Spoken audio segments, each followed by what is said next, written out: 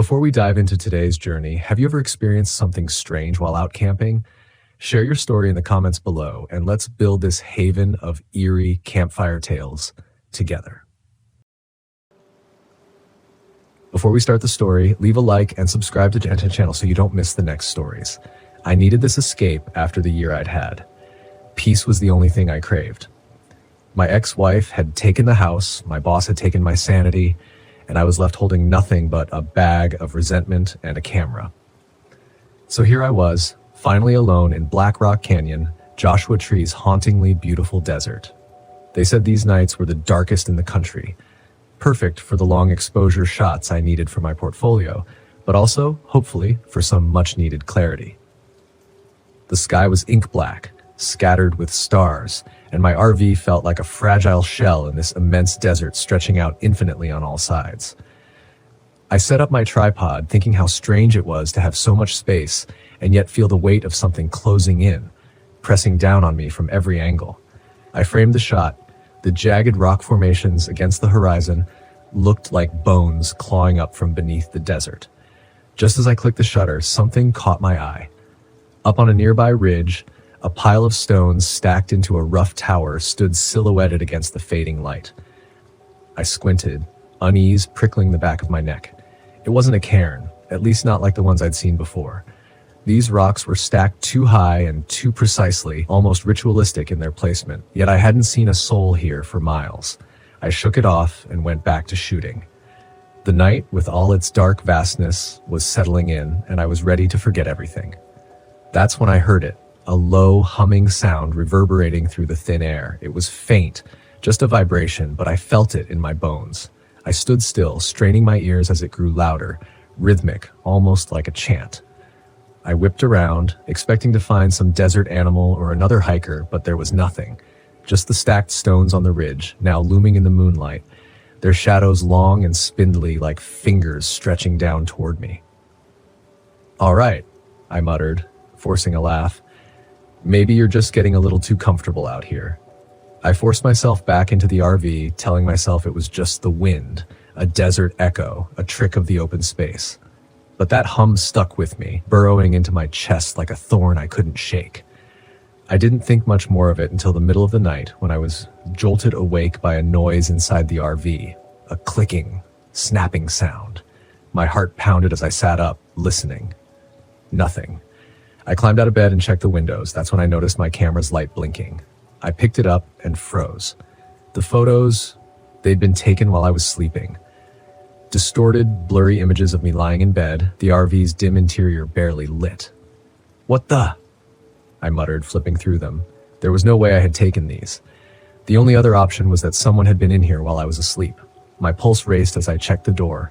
Locked. I told myself the camera must have malfunctioned. A faulty shutter, maybe. But in every photo, just beyond the frame, there was a shadow. A faint blur, like someone was standing just out of sight. I glanced out the window, half expecting to see someone staring back at me. But there was nothing, just the empty desert.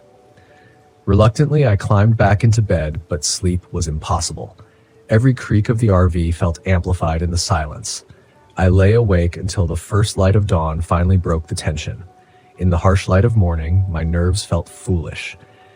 Determined to shake the feeling, I threw on my gear and hiked up to the ridge where I'd seen the stacked stones. The desert had that strange, quiet hum again, as if it were alive and breathing.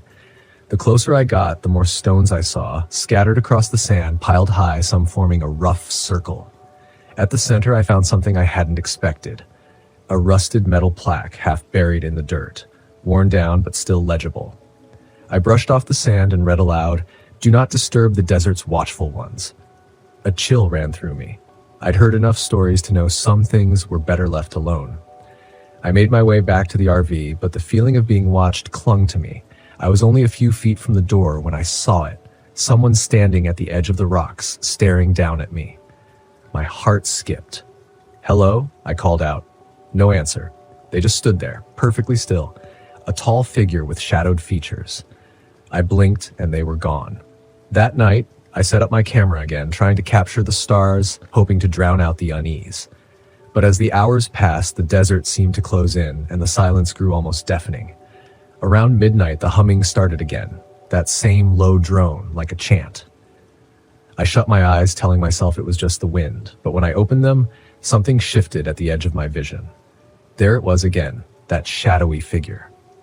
This time closer, standing just beyond the reach of my headlights.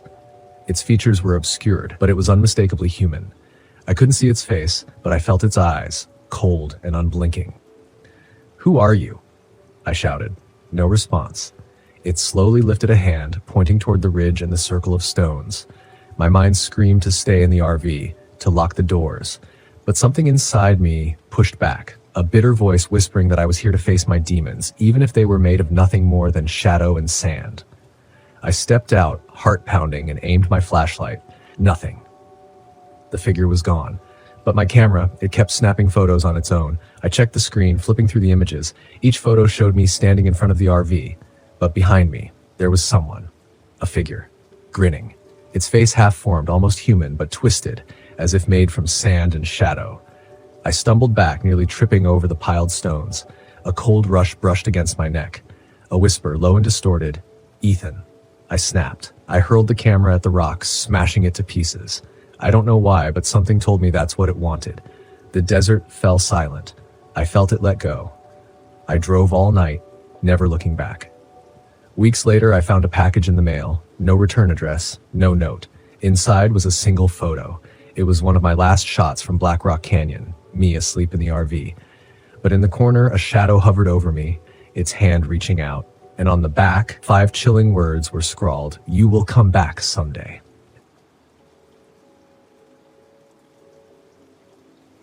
I always thought the vastness of the desert would calm me. It's what I needed after everything that had happened at work.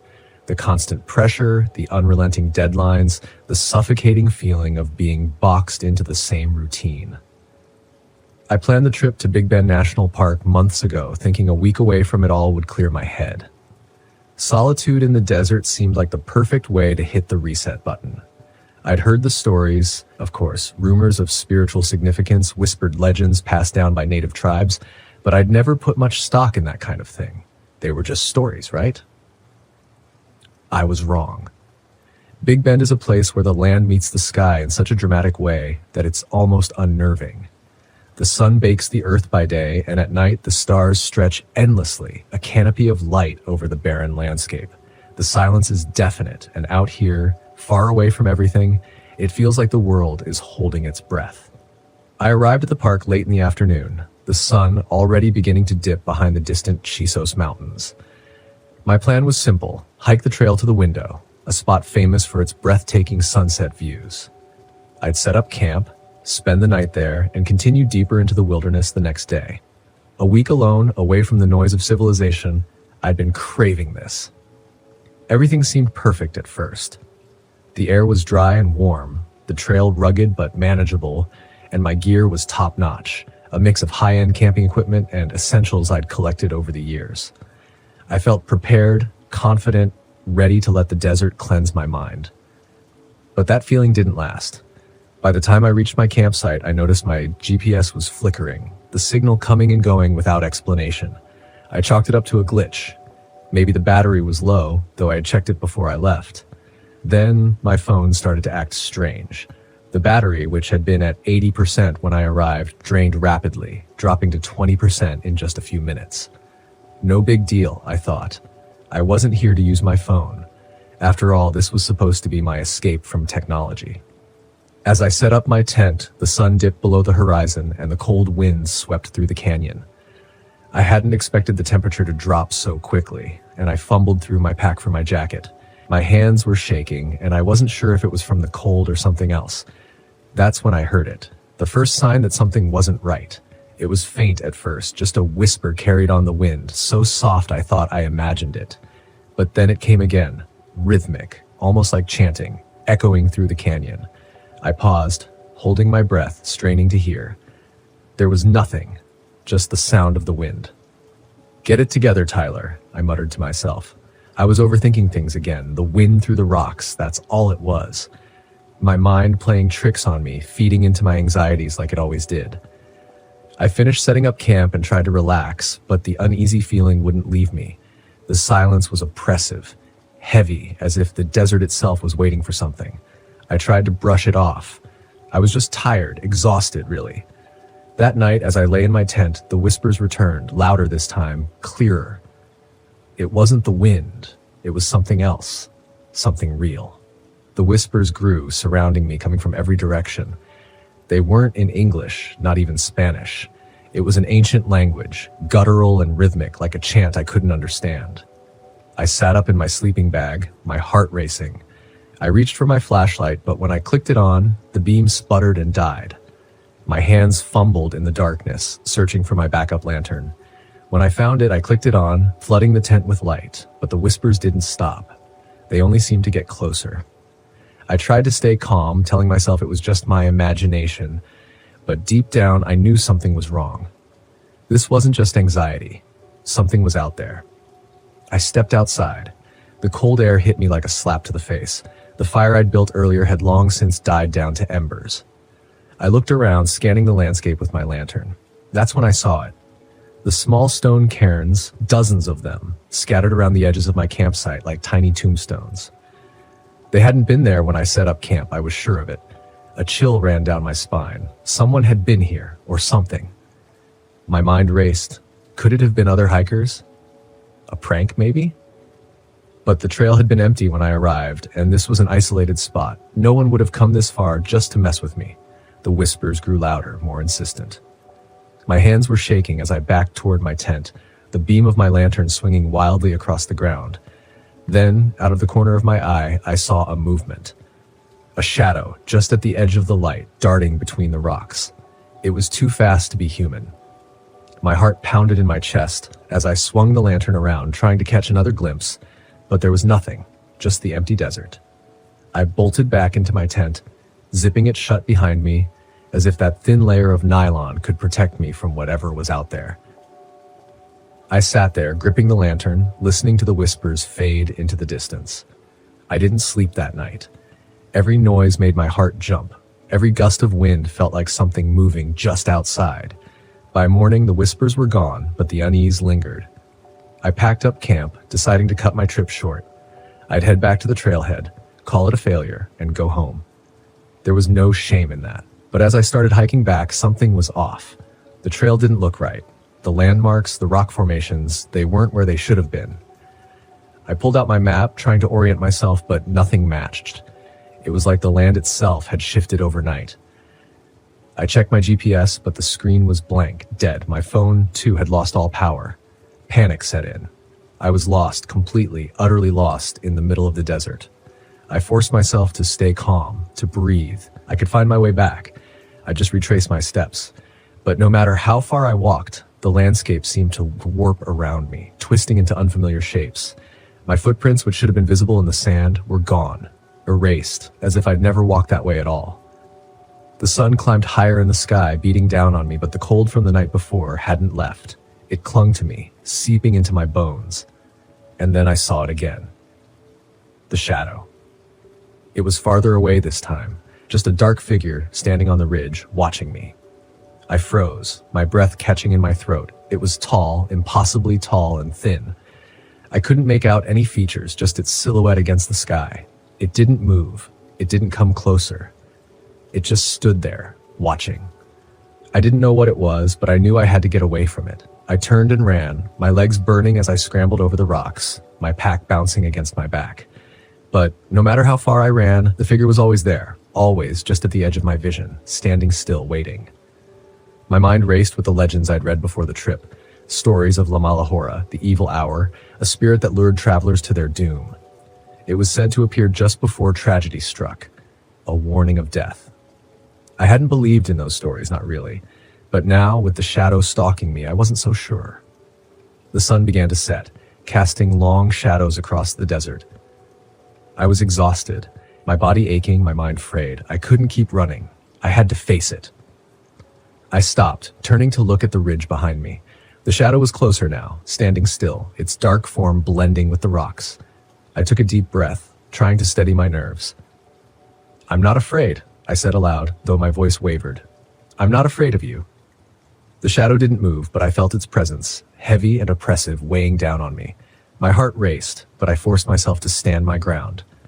Slowly, the figure began to fade, dissolving into the landscape like smoke. The whispers, too, faded into the wind, growing quieter until they were gone. I stood there for a long time, the desert silent once more. The sky darkened above me. I didn't know what had just happened, but I knew one thing for sure. I couldn't stay here any longer. The next morning, I found the trail. The landscape had returned to normal, the landmarks in the right places, as if nothing had changed. I made my way back to the trailhead, my legs weak, my mind still spinning from the encounter. I left Big Ben that day, never to return. Some people might say it was just my imagination, that the isolation and the anxiety had gotten to me. But I know what I saw. I know what I heard. The desert is a place of mystery, a place where the veil between worlds is thin, and sometimes something crosses over. I came to Alaga National Forest to clear my head, to shut out the noise and rebuild myself. I'd had it all planned, a long weekend of solitude in the Pennsylvania wilderness, alone with my thoughts, and maybe enough bourbon to forget the mistakes I'd made back home. The kind of reset a guy sometimes needs after losing everything. Setting up camp went smoothly enough. My RV was nestled in a secluded pocket deep within the trees, and by sunset, I was settling in, trying to forget that it had only been a week since my divorce was finalized. If anyone had asked, I would have said I was here to embrace the solitude, to challenge myself. But if I'm honest, I came to avoid feeling like I'd been left behind. The forest around me was quiet, almost too quiet. No hum of civilization, no faint rumbles of cars, just an unsettling silence broken only by the occasional bird call or the rustling of branches. But I told myself that's what I wanted, peace. On the first day, I'd spent hours hiking through the old-growth trails, letting the stillness absorb my thoughts. I met only one person, a guy named Randy, who I ran into as I turned a corner on a narrow trail. He looked about my age, tall with a scruffy beard and a wide grin that said he was more than happy to have company. "Not many folks come out this far," he said, giving me a nod. "A guy like you coming out here solo, just getting away from things?" I shrugged, not interested in diving into my personal life, but Randy's gaze stayed fixed on me, curious. "Well," he continued, "just be careful around these parts. Ever heard of the Hollow Men?" "The what?" I asked, laughing. This guy was clearly setting me up for some campfire story. "Spirits of miners," Randy explained, looking serious. "Died in a cave in here back in the 1800s. They say they linger in these woods, hollow shells trying to lure folks to their doom. Even some of the locals won't come out here alone." He must have seen my skeptical look because he chuckled, adding, "Laugh all you want, man. Just don't go answering voices out there, all right?" I waved him off with a smirk, but his words stuck with me as I continued down the trail. The silence of the forest, once comforting, now felt watchful, like something was waiting just beyond the trees. That night, I sat by my RV staring up at the stars that looked almost unnatural in their brightness against the dark, empty sky. I poured myself a drink, willing myself to shake off Randy's ghost stories and just focus on the calm, on the stillness of the place. But the peace didn't come. Instead, there was a strange rhythmic sound echoing through the woods, like the distant tapping of metal against rock. It was faint, almost like an echo. My first thought was that it had to be some kind of old machinery, an oddity, but not impossible in a place like this. Still, it sent a chill through me, prickling the hairs on my arms. By the time I made it inside the RV, I was brushing off the noise as my imagination. But that's when I noticed something even stranger. My pocket knife was gone. It had been right there on the countertop where I'd left it after dinner, but now it was nowhere to be found. I checked my pockets, the table, even the floor, but it had vanished. I tried to shake off a growing sense of unease, telling myself I'd just misplaced it. But the feeling stayed with me, settling into my bones as I lay in bed that night, listening to the stillness around me. Just when I was on the verge of sleep, a quiet, subtle scratching sound echoed through the RV. My heart stopped as I lay frozen, straining to listen. Nothing. It was only the wind, I told myself. But that night, my dreams were filled with shadows shifting in the trees, voices whispering my name. The next day was more of the same. I explored deeper into the forest, and the unsettling feeling only grew stronger. I started hearing faint whispers just outside my line of sight, always when I was least expecting it. They were soft and quick, like a conversation I wasn't meant to hear or someone calling out, trying to get my attention. When I stopped to listen, though, they were gone. The worst was the fog. Sometime after midday, a strange, heavy fog rolled in, blanketing the forest in a dense, gray haze. It felt like something out of a horror movie, obscuring the trails, making even familiar paths seem foreign and confusing. I tried to find my way back to camp, but every trail looked the same, winding in endless loops. By the time I finally stumbled into my campsite, I felt more disoriented than ever, as if I'd somehow crossed a boundary into a different world. That night, I heard it again. The rhythmic banging, louder this time, like the echoes of old mining tools. I sat in the RV, clutching a flashlight, the noise reverberating through my mind until I couldn't stand it anymore. I had to know what was making that sound. The forest was alive in a way I'd never experienced before. Each shadow, each twist of a branch seeming to watch me, follow me. The sound led me deeper into the woods, my flashlight beam barely cutting through the thick fog that seemed to grow denser with every step. And then I saw them. Figures, barely visible through the haze. They were human shapes, no doubt about it, but hollow, like shadows cast against a wall. They moved in slow, shuffling steps. As I got closer, I realized they weren't walking. They were mining. Hands held picks that struck the ground rhythmically, echoing through the trees. "Hey!" I called out before I could think twice. Every head snapped up at once, a dozen hollow eyes turning toward me, empty and lifeless. My breath caught in my throat as I realized these weren't people. They weren't anything close to people. I stumbled backward, heart racing. The figures closed in as I turned to run. I heard a voice calling my name. Logan. Logan. It was Randy's voice, coming from somewhere beyond the shadows. I felt an instinctive pull, a need to answer him, to follow the voice. But I couldn't shake the memory of his warning. Don't go answering voices out there. I kept running, the voice following me, calling, pleading, until I was back at the RV. I slammed the door behind me, locking it, my breath coming in gasps as I stared out into the darkness. The hollow men lingered at the edge of the clearing, their eyes fixed on me, watching, waiting.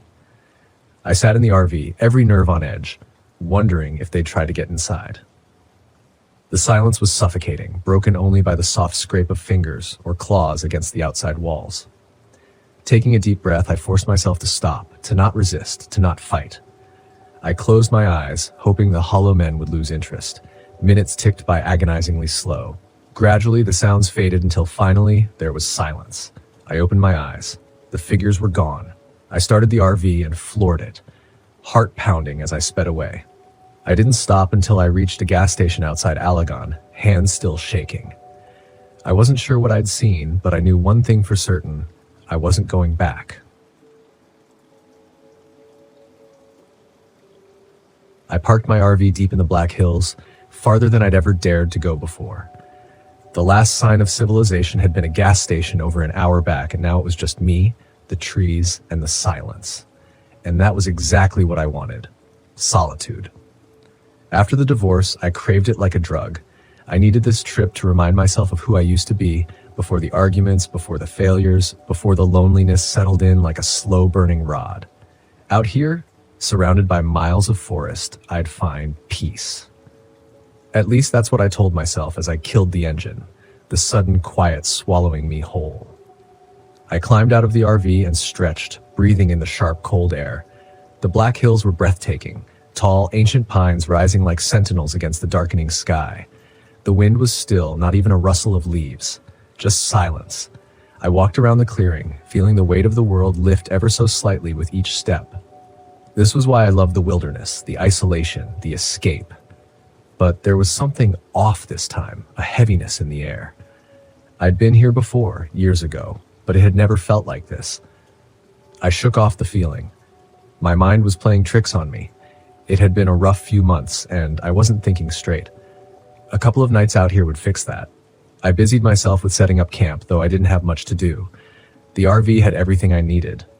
I lit a fire outside anyway, for old time's sake, and poured myself a drink. I sat on the fold-out chair and stared into the flames, letting the warmth pull me in. Then I heard it. A sound, faint at first, like tapping. I looked around, but there was nothing. Probably just the forest settling. I turned back to the fire, trying to relax, but the noise came again, rhythmic, deliberate this time. I couldn't shake it off. Animals, I muttered to myself, standing up and shining my flashlight into the trees. The beam cut through the darkness, illuminating the dense undergrowth. I scanned the edge of the forest, expecting to see a raccoon or a deer, but there was nothing. Just the trees, standing tall, unmoving. I took a deep breath and laughed. I was being paranoid. The first night alone always did this to me, made me jump at shadows. I headed back into the RV, locking the door behind me. That night I slept fitfully. Dreams of my ex-wife drifted through my mind, her face twisted in anger, her voice echoing in that same sharp, accusing tone I knew too well. I woke up several times, drenched in sweat, my heart pounding. By morning, the feeling of unease still clung to me like a damp fog. I tried to ignore it, pushing myself to enjoy the day. I spent the morning hiking, trying to lose myself in the familiar sights of the Black Hills, but it was hard to shake the feeling that something was wrong. The woods felt off. Too quiet, too still. I returned to the RV just after midday, planning to settle in and enjoy a lazy afternoon. That's when the real problems began. The generator sputtered and died as I tried to start it up. I cursed, fiddling with the switch, but nothing happened. No power, no lights, and no heat. I wasn't worried yet. I could figure it out. I always did, but the frustration simmered beneath the surface. I was already on edge, and the last thing I needed was for the RV to start malfunctioning. I grabbed my toolkit and went outside, working on the generator for what felt like hours. As I crouched next to the RV, I thought I heard footsteps behind me. I froze, wrench in hand, listening. There it was again. Soft, slow steps, like someone was circling me. I whipped around, but the forest was empty. Just the same dense pines standing silent, watching. "Get it together, Jack," I muttered, turning back to the generator. By dusk, I was back inside. The generator was still dead and the RV was cold, but I told myself it was fine. I'd built a fire outside, so I didn't need heat in here. I sat by the fire again, staring out into the forest, hoping the flames would chase away the anxiety that had been building all day. That's when I saw them. Shadows, just at the edge of the firelight. They were tall, thin, humanoid, but wrong somehow. Too elongated, too stiff. They stood between the trees, unmoving, watching me. My breath caught in my throat as I blinked, thinking I was imagining things, but they didn't disappear. They were still there, standing in the shadows just beyond the fire. "Who's there?" I called out, my voice cracking. No response. The figures remained still, their hollow eyes fixed on me. I stood up slowly, grabbing the flashlight and shining it toward them, but the beam seemed to bounce off the darkness, unable to penetrate the trees. When I lowered the light, they were gone. I stumbled back into the RV, slamming the door behind me. My heart pounded in my chest as I paced the small space, my mind racing with possibilities. Had someone followed me out here? Were they messing with me? I grabbed my phone, only to find the battery drained, dead. The same with my watch. I was completely cut off. I tried to calm myself down, but the sense of dread was overwhelming. I felt like I was being watched, even inside the RV. I peeked out the window, expecting to see those figures again, but the clearing was empty. The fire outside was still burning, casting flickering shadows across the ground. I crawled into bed, wrapping myself in blankets to ward off the chill that had settled in. I tried to tell myself it was just my imagination, that I was jumping at shadows because of the divorce, because of the loneliness. But deep down, I knew something was wrong. I barely slept that night, and when I did, my dreams were filled with strange voices, whispers that sounded like my ex-wife, but hollow, distorted. She called to me from the darkness, telling me to come outside, to follow her into the trees. When I woke, I was drenched in sweat, my heart pounding. It was morning, but the RV was still freezing. I could see my breath fogging in the air. I had to leave. Something was wrong here, and I wasn't going to stick around to find out what. I threw my things together, ready to get the hell out of the Black Hills. But when I tried the engine, the RV wouldn't start. No matter how many times I turned the key, it sputtered and died. I slammed my fists against the steering wheel, panic rising in my chest. I grabbed my bag and rushed outside, but as soon as I stepped into the clearing, I froze. They were back. The figures, Tall, hollow-eyed shadows stood at the tree line, surrounding the clearing. Dozens of them now, all watching me, waiting. I stumbled backward, my breath catching in my throat. The fire had burned out during the night, and the clearing was shrouded in a thick, unnatural fog. I had to get out of here. The figures didn't move as I grabbed my camping knife and marched toward the nearest tree, determined to hack my way out of this nightmare. I had seen strange carvings on some of the trees, symbols jagged and twisted. Maybe they had something to do with this, something to do with the figures. With trembling hands, I drove the blade into the bark, carving through the strange lines. As soon as I broke the symbol, the air shifted. The shadows flickered, and for a moment I thought I heard a low echo and wail. I didn't stop. I hacked at the trees, cutting through every symbol I could find. The voices in my head grew louder with each slash. My ex-wife's voice, distorted and hollow, begged me to stop, telling me to come into the forest to let go, but I didn't listen. I couldn't. Finally, when I had cut through the last symbol, the air went still. The figures at the tree line melted away, dissolving into the fog. I stumbled back to the RV, my legs weak, my mind spinning. The engine roared to life on the first try. I sped out of the clearing, not daring to look back. The Black Hills vanished behind me, swallowed by the fog. But even now, as I write this, I can still feel them watching, waiting. The hollow ones never really let you go.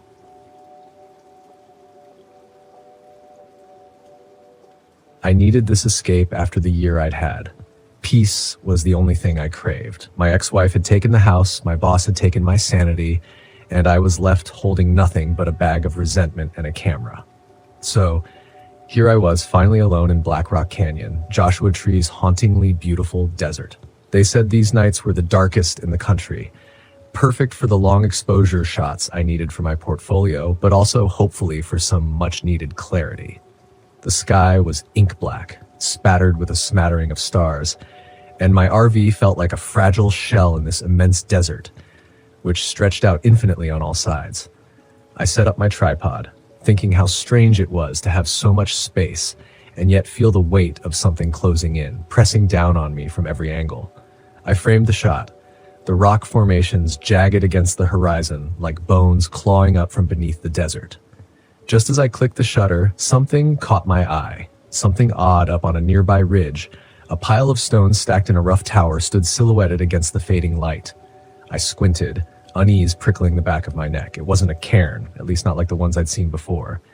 These rocks were stacked too high and too precisely, almost ritualistic in their placement. And yet I'd seen no one here, not a soul for miles. I shook it off and went back to shooting. The night, with all its dark expansiveness, was settling in, and I was ready to forget everything. That's when I heard it, a low humming sound reverberating through the thin air. It was faint, just a vibration, but I felt it in my bones. I stood still, listening, straining my ears as it grew louder, rhythmic, almost like a chant. I whipped around, expecting to find some desert animal or even another hiker, but there was nothing. Just the stacked stones up on the ridge, now looming in the moonlight, their shadows long and spindly like fingers stretching down toward me. "All right," I muttered, forcing a laugh. "Maybe you're just getting a little too comfortable out here." I forced myself back into the RV, telling myself it was just the wind, a desert echo, a trick of the open space. But that hum stuck with me, burrowing into my chest like a thorn I couldn't shake. I didn't think much more of it until the middle of the night when I was jolted awake by a noise inside the RV, a clicking, snapping sound. My heart hammered as I sat up, listening. Nothing. I climbed out of bed, checking the windows, and noticed my camera's light blinked. That's when I saw them, the pictures. They'd been taken while I was sleeping. Distorted, blurry images of me lying in bed, the RV's dim interior barely illuminated. What the? I muttered, flipping through them, my mind scrambling for an explanation. There was no way I'd taken these. The only other option was that someone had been in here while I was asleep. My pulse raced, and I checked the door, feeling a wave of relief to find it locked. I told myself the camera was just malfunctioning, a faulty shutter, maybe. But still, the hairs on my arms stood on end. In every photo, just beyond the frame, there was a shadow, a faint blur, like someone was standing just out of sight. I glanced out the window, half expecting to see someone staring back at me. But there was nothing, just the desert, empty and still. Reluctantly, I climbed back into bed, but sleep was out of the question. Every creak of the RV felt amplified in the silence, and I lay awake until the first light of dawn finally broke the tension. In the harsh light of morning, my nerves felt foolish. Determined to shake the feeling, I threw on my gear and hiked up to the ridge where I'd seen the stacked stones. The desert had that strange quiet hum again, as if it were alive and breathing. The closer I got, the more stones I saw. They were everywhere, scattered across the sand, piled high, some forming a rough circle. At the center, I found something I hadn't expected, a rusted metal plaque, half buried in the dirt, worn down, but legible. I brushed the sand off, reading the words aloud, feeling the weight of each one. Do not disturb the desert's watchful ones. I swallowed, feeling an odd chill run through me. I'd read enough stories, heard enough lore, to know that some things were better left alone. I made my way back to the RV, but that feeling of being watched clung to me. I was only a few feet from the door when I saw it. Someone standing at the edge of the rocks, staring down at me. My heart skipped. I called out, "Hello?" But there was no answer. They just stood there, perfectly still. A tall figure with shadowed features. I blinked and they were gone. That night, I set up my camera again, trying to capture the stars, hoping to drown out the unease and work. But as the hours passed, the desert seemed to close in around me, and the silence grew almost deafening.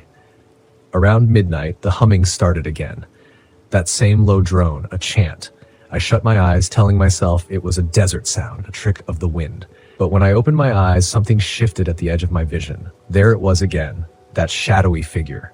This time, closer, standing just beyond the reach of my headlights. Its features were obscured but unmistakably human. I couldn't see its face, but I felt its eyes on me, cold and unblinking. "Who are you?" I shouted. But it said nothing. It just stood there, silent, watching. I felt the chill seep into my bones as the figure slowly lifted a hand, pointing toward the ridge and the circle of stones. My mind screamed at me to stay in the RV, to lock the doors and wait for morning. But something inside me pushed back, a bitter voice whispering that I was here to face my demons, even if they were made of nothing more than shadow and sand. I stepped out of the RV, heart pounding, and aimed my flashlight toward the figure. But the light revealed nothing. The figure was gone. My camera kept snapping on its own, capturing photo after photo. I checked the screen, flipping through them with growing horror. The pictures showed me standing in front of the RV. But behind me, there was someone, a figure standing in the shadows, grinning. Its face half-formed, almost human but twisted, as if made from sand and shadows. I stumbled back, fighting the instinct to run, and nearly tripped over the piled stones near the ridge. My breath was ragged, and I felt something cold brush against my neck. A whisper, low and distorted, echoing in the emptiness.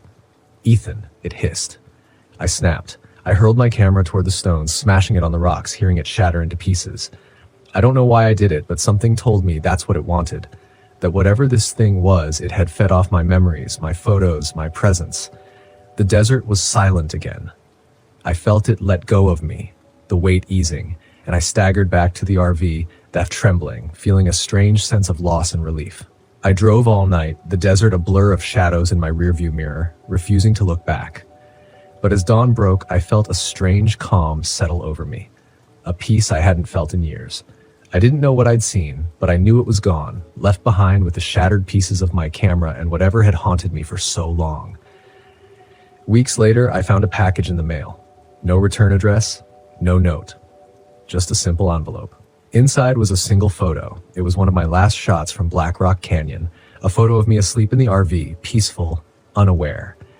But in the corner of the image, a shadow hovered over me, its hand reaching out as if trying to pull something out of me.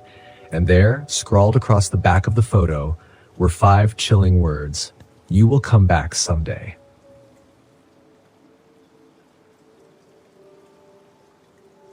I should have known something was wrong the second I stepped out of the RV. The forest around me felt too still, the kind of stillness that makes you question whether the world itself is holding its breath, waiting for something to happen. But I brushed it off. I was in the middle of the Sawtooth National Forest, miles from any other campers or hikers. This was exactly what I wanted. Complete isolation. This place was going to make for the perfect series on my channel. Unmarked trails. I'd call it a deep dive into forgotten paths, places people were too afraid to explore. And this one, it had all the elements of a viral video. No one knew much about the unmarked trail I was hunting, only vague rumors of hikers disappearing and whispered stories of something called the Collector. Something about that name intrigued me. I wasn't one to believe in folklore or ghost stories, but my audience loved them, and that's what mattered. The first 2 days passed uneventfully. I hiked, filmed B-roll footage, and narrated into my camera about the history of the area. The trail I was following wasn't exactly easy to find. I had to rely on a few tips from locals, a vague map sketched by a guide at a general store, and a lot of guesswork. But I found it, an overgrown path cutting into the forest, almost hidden by the surrounding brush. Perfect. This is it, I said into the camera, feeling the excitement bubble up. The forgotten trail. I spent that afternoon hiking along it, deeper into the wilderness than I'd planned. Time got away from me, but the sun was still up, casting golden light through the canopy. I knew I had to head back to camp soon, but the trail kept pulling me further. I wanted more footage, more content for the channel. By the time I returned to my RV, dusk was settling in. I set my gear down, sat by the fire I'd built earlier, and reviewed the footage. That's when I noticed it. In the background of one of my shots, there was something. A figure standing just at the edge of the trees. It was faint, barely visible, but definitely there, a tall, shadowy outline, watching me. I rewound the clip and zoomed in, but when I played it back again, the figure was gone. Just trees. The hairs on the back of my neck stood up. I had been alone all day, hadn't I? It's nothing, I muttered to myself, shaking off the creeping unease. Probably a glitch in the camera, some kind of light distortion. I'd seen that before. But even as I tried to rationalize it, my eyes kept drifting back to the tree line, scanning for movement. Nothing. That night, I barely slept. Every little noise made me sit up in bed, ears straining, heart pounding. But the forest was quiet, just the occasional rustle of leaves. Still, that feeling, the gnawing sensation of being watched, clung to me, even as the fire burned down to embers outside. The next morning, I pushed my nerves aside and geared up again. Today was the day I was going to push deeper into the trail.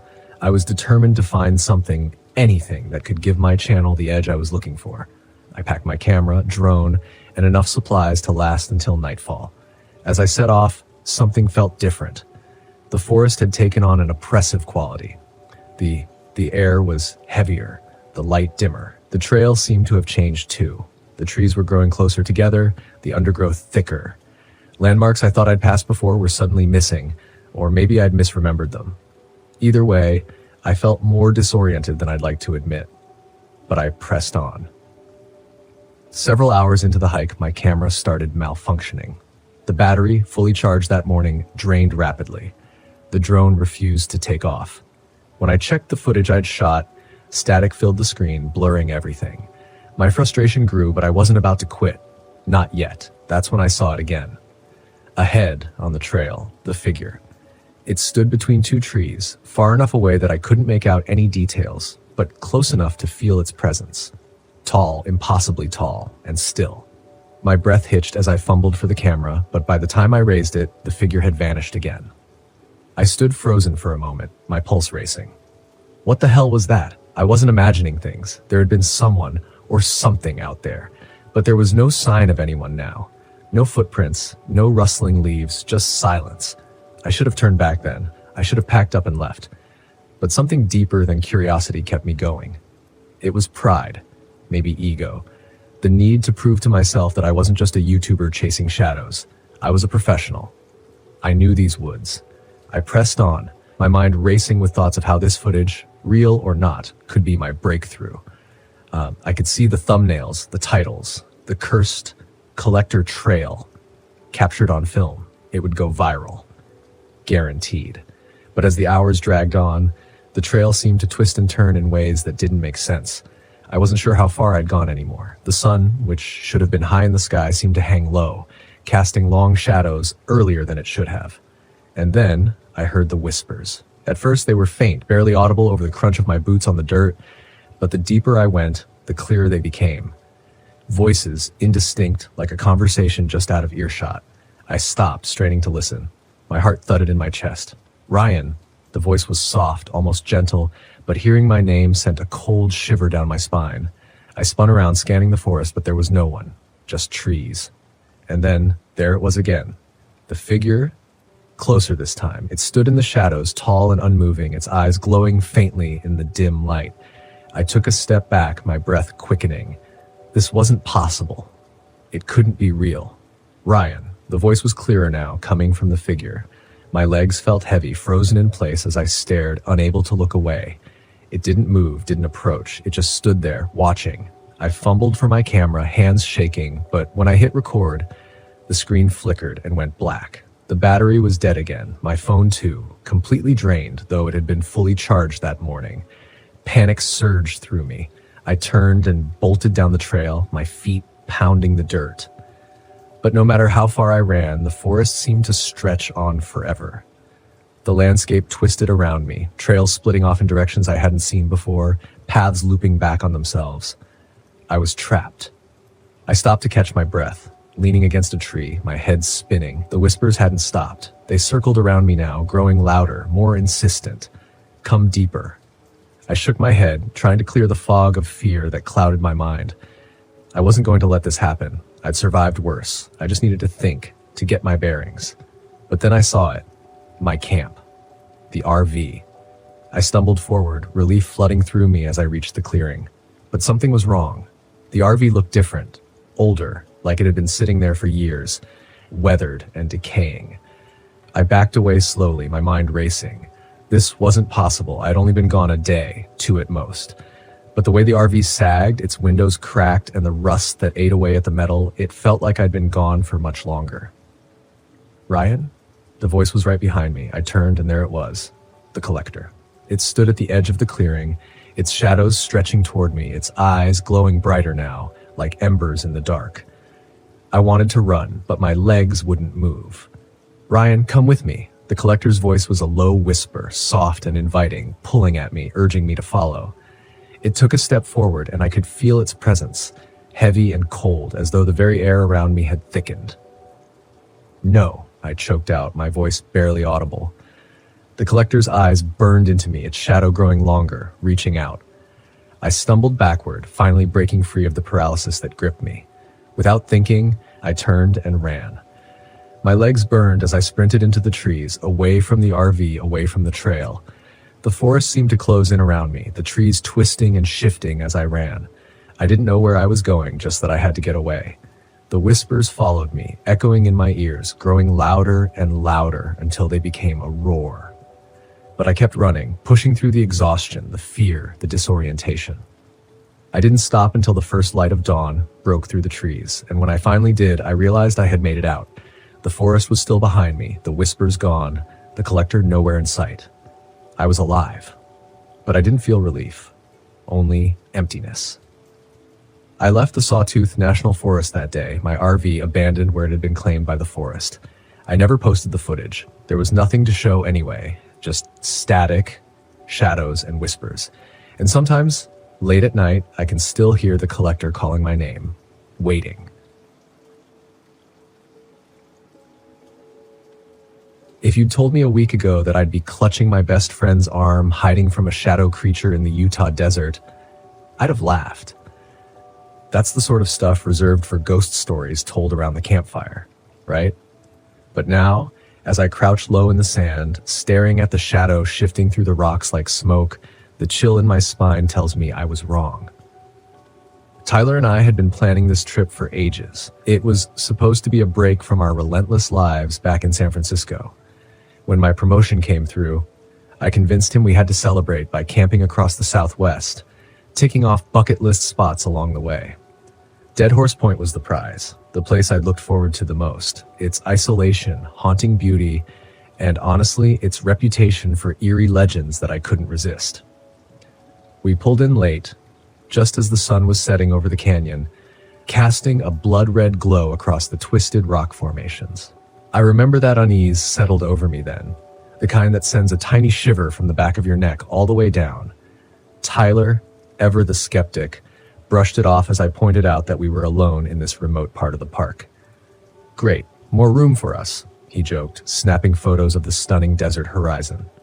It took us a bit longer to find a spot than we'd planned. Our GPS was acting weird, leading us down dirt trails that seemed to spiral into nowhere. Eventually, Tyler managed to maneuver our RV into a flat area. Not ideal, but secluded and scenic. "Perfect," he said. I wasn't so sure.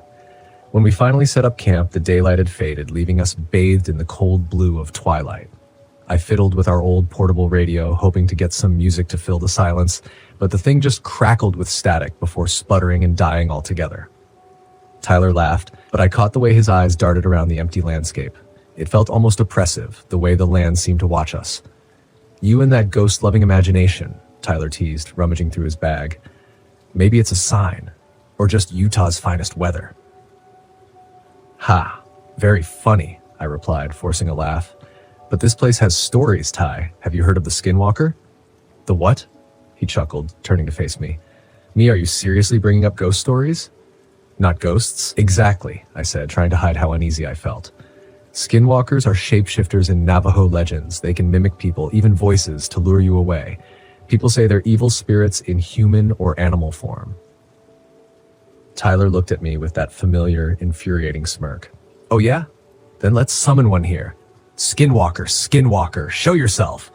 I hissed for him to stop, but he just laughed and returned to the viewfinder on his camera, snapping photos of the canyon now fully cloaked in darkness. I closed the RV door, hoping to shut out the chill that suddenly settled into my bones. But that shiver, that sense of being watched, it lingered. It was maybe an hour later when the first sound came. A light shuffling sound outside, like footsteps in the gravel. My heart skipped and I shot Tyler a look, but he was already putting on a brave face, pulling his boots on to investigate. "It's probably an animal," he whispered, winking. "Mountain lions, right?" "Yeah, because mountain lions sound like people," I said, my voice barely a breath. He ignored me, clicking on his flashlight and stepping out. It was quiet, eerily so. Tyler scanned the flashlight across the rocks. The beam cast long shadows. For a moment, I was almost convinced he was right, that we were just being paranoid in the strange silence of the desert, but then we heard it, a whisper. It was faint but unmistakable. "Mia." My breath caught in my throat. The voice was scratchy and low, calling my name. I whipped around to face Tyler, but he was frozen, his face drained of color as the voice echoed again. "Did you?" I stammered, trying to find the words. Tyler didn't answer. He just stared, flashlight clutched so tightly his knuckles were white. "Mia, Mia."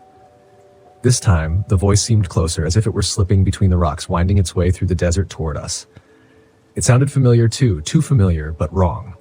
"Let's go inside," I whispered. Tyler nodded, and we backed up slowly, not turning our backs on the emptiness around us. Once inside, I locked the door. Our breaths were rapid in the tight space.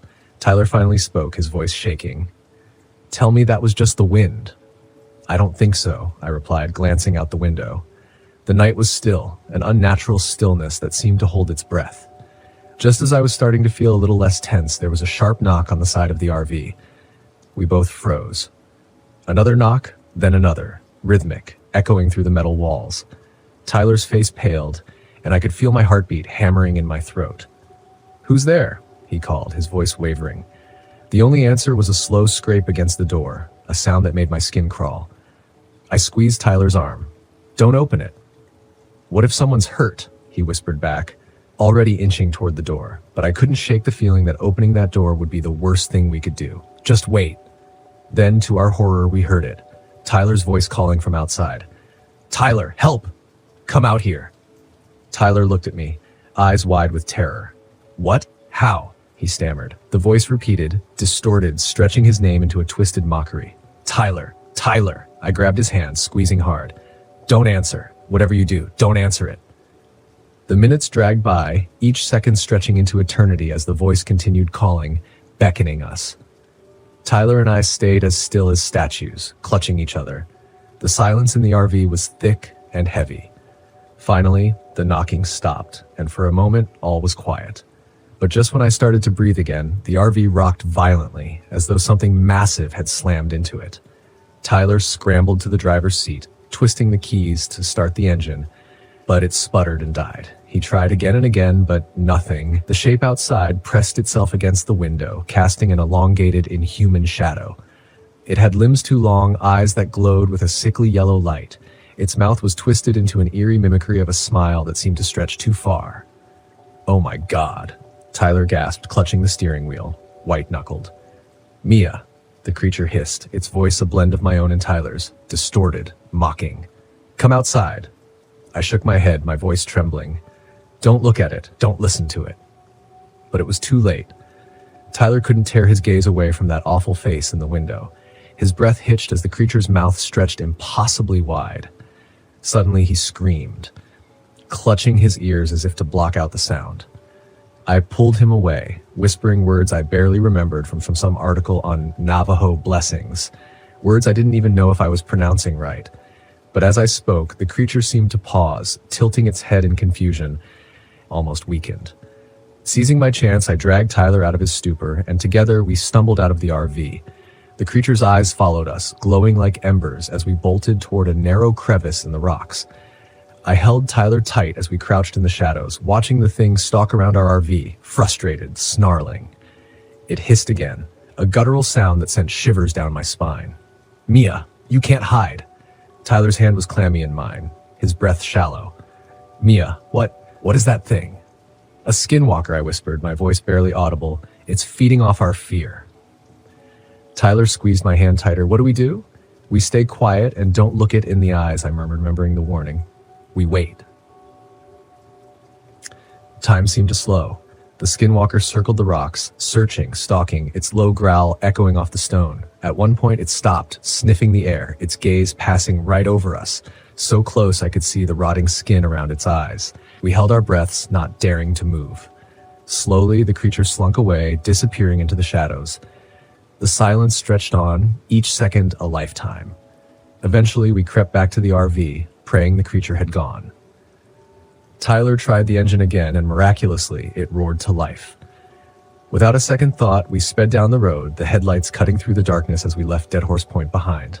By morning, we were back in Moab, dazed, exhausted, and shaken beyond belief. Tyler's arm was bleeding from where the creature had scratched him, and I had bruises from gripping him too tightly.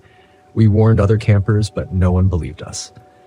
Later, as I lay awake in the safety of a crowded campsite, I could still hear it, whispering my name on the wind, lingering in the corners of my mind. Maybe it was waiting, or maybe it was just saying goodbye until next time.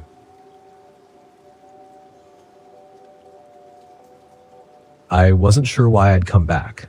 Maybe it was the need for closure, a way to put everything behind me.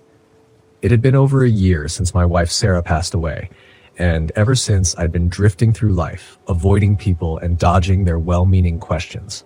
When I was a park ranger, the forest had always been my sanctuary, and I thought maybe, just maybe, a trip back to the Cherokee National Forest would help clear my head. But as I parked my RV in a secluded spot deep in the forest, far away from the designated campsites, I couldn't shake the feeling that this trip was a mistake. The sun was setting, casting long shadows between the trees, and I watched the colors fade into darkness as I set up camp. The last time I'd been here was with Sarah, years ago, when life still made sense.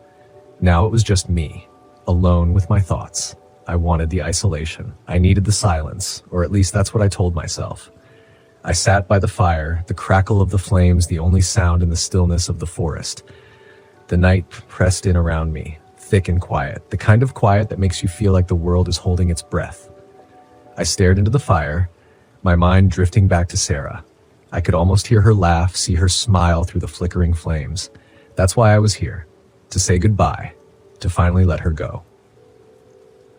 I thought this place, our place, would help me find some peace. I was wrong. It started with a phone call. I turned my phone off the moment I arrived, didn't want any distractions, didn't need anyone bothering me. But as I sat there, staring into the flames, I heard it, the familiar sound of my phone ringing. I frowned, confused. I hadn't turned it back on. Slowly, I stood up and walked over to where I'd left it on the small table inside the RV. The screen was glowing, showing an unknown number. How was that possible? I had no signal out here, not this far from the nearest cell tower. Curiosity got the better of me. I answered the call. Hello?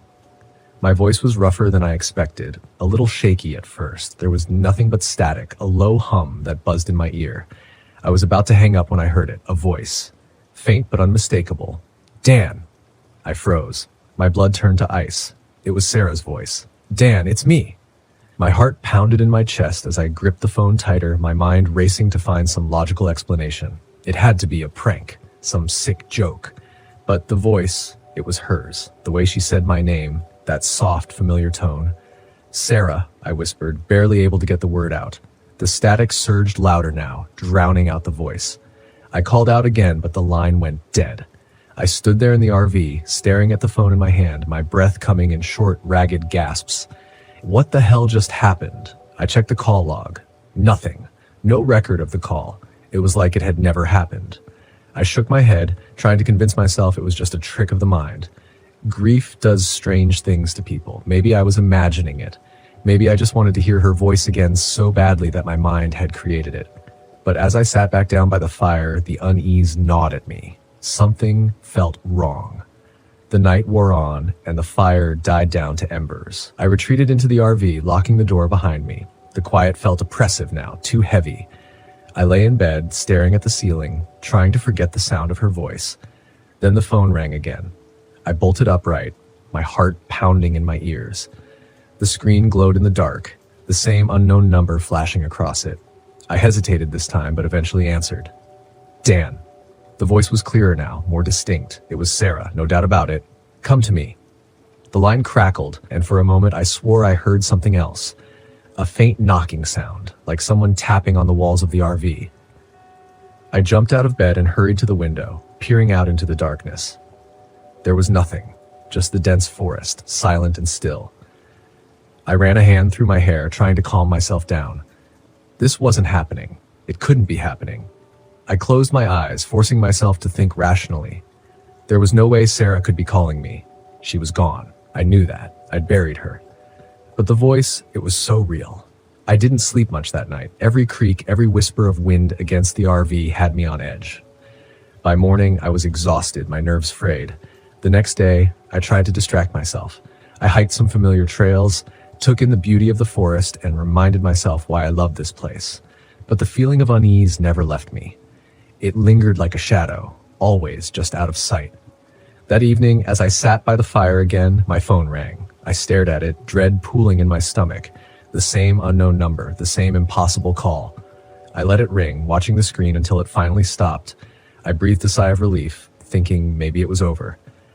But then the RV shook. It was subtle at first, just a faint tremor like something had bumped into it. I stood up, glancing around the campsite. No wind, no animals, nothing that could have caused it. Then I heard the knocking again. Soft, deliberate, like someone tapping on the side of the RV. I grabbed the flashlight and stepped outside, shining the beam into the trees. The light cut through the darkness, but there was no one there, just the empty forest, silent as ever. I took a deep breath, forcing myself to stay calm. It had to be an animal, a deer maybe. But as I turned back to the RV, I saw it, a figure, just at the edge of the trees. It was too far to make out clearly, but it looked like a person. My heart skipped a beat. Hello? I called, my voice shaky. The figure didn't move. I took a step closer, squinting into the darkness. The figure stepped back, disappearing into the trees. I ran after it, the flashlight bouncing wildly in my hand. Wait. But when I reached the spot where the figure had been, there was nothing. No tracks. No signs that anyone had been there at all. Just me and the towering trees, their branches twisting overhead like skeletal hands. I turned back, my head spinning. This couldn't be real. It had to be the grief, the isolation messing with me. Maybe I'd finally lost it. As I walked back to the RV, my phone rang again. I didn't want to answer it, but I couldn't stop myself. I picked it up, my hand trembling. Dan, I'm here. Come to me. The voice was so clear now, so real. It sounded like Sarah was right there with me, just out of reach. I miss you, she whispered. Come find me. My chest tightened, tears stung my eyes. I wanted to believe it. I wanted to believe she was still out there waiting for me, but I knew it wasn't her. It couldn't be. I slammed the phone down and ran into the RV, locking the door behind me. The knocking started again, louder this time, more insistent. Something wanted me to open that door. Something wanted me to follow. I sat there in the darkness, listening to the knocks, the whispers, my heart racing. I didn't sleep that night. I couldn't. The following day, I packed up camp. Whatever was out there, I wasn't going to wait around to find out. I needed to leave now. But the forest had other plans. As I drove through the winding forest roads trying to make my way back to the main road, I realized something terrifying. I was lost. No matter which turn I took, I ended up back in the same place, the same trees, the same path. The forest was keeping me here. My phone rang again. I ignored it, but the knock came back, echoing through the RV, louder and louder, until I couldn't take it anymore. I slammed on the brakes, jumping out of the RV, screaming into the trees, "Leave me alone!" The forest answered with silence, and then the whispers returned. Sarah's voice rising on the wind, calling to me, luring me deeper into the trees. I didn't follow. I couldn't. Instead, I grabbed the only thing I had left, my lighter. I built a fire bigger than any I'd made before, the flames roaring into the sky. The knocks stopped. The whispers faded. The forest was quiet again. But I knew, deep down, it wasn't over. I eventually found my way out, back to civilization, but I left the RV behind. I couldn't bring myself to take it with me. I knew what was waiting in those woods. I never went back to the Cherokee National Forest, and every night when the phone rings, I don't answer, because I know it's not her.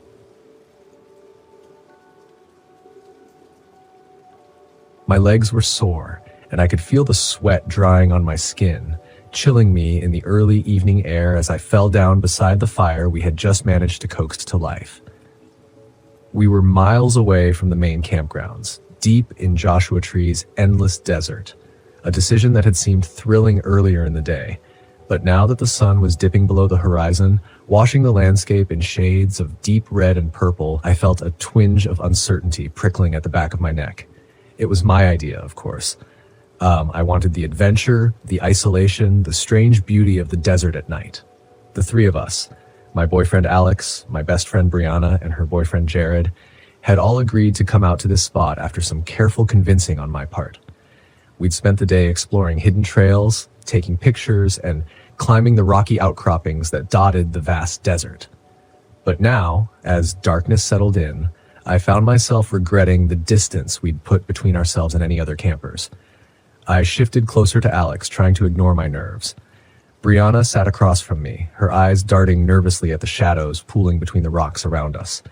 She had never been thrilled about camping so far from civilization, but she'd gone along with it for my sake. Jared, on the other hand, was his usual laid-back self, poking at the fire with a stick.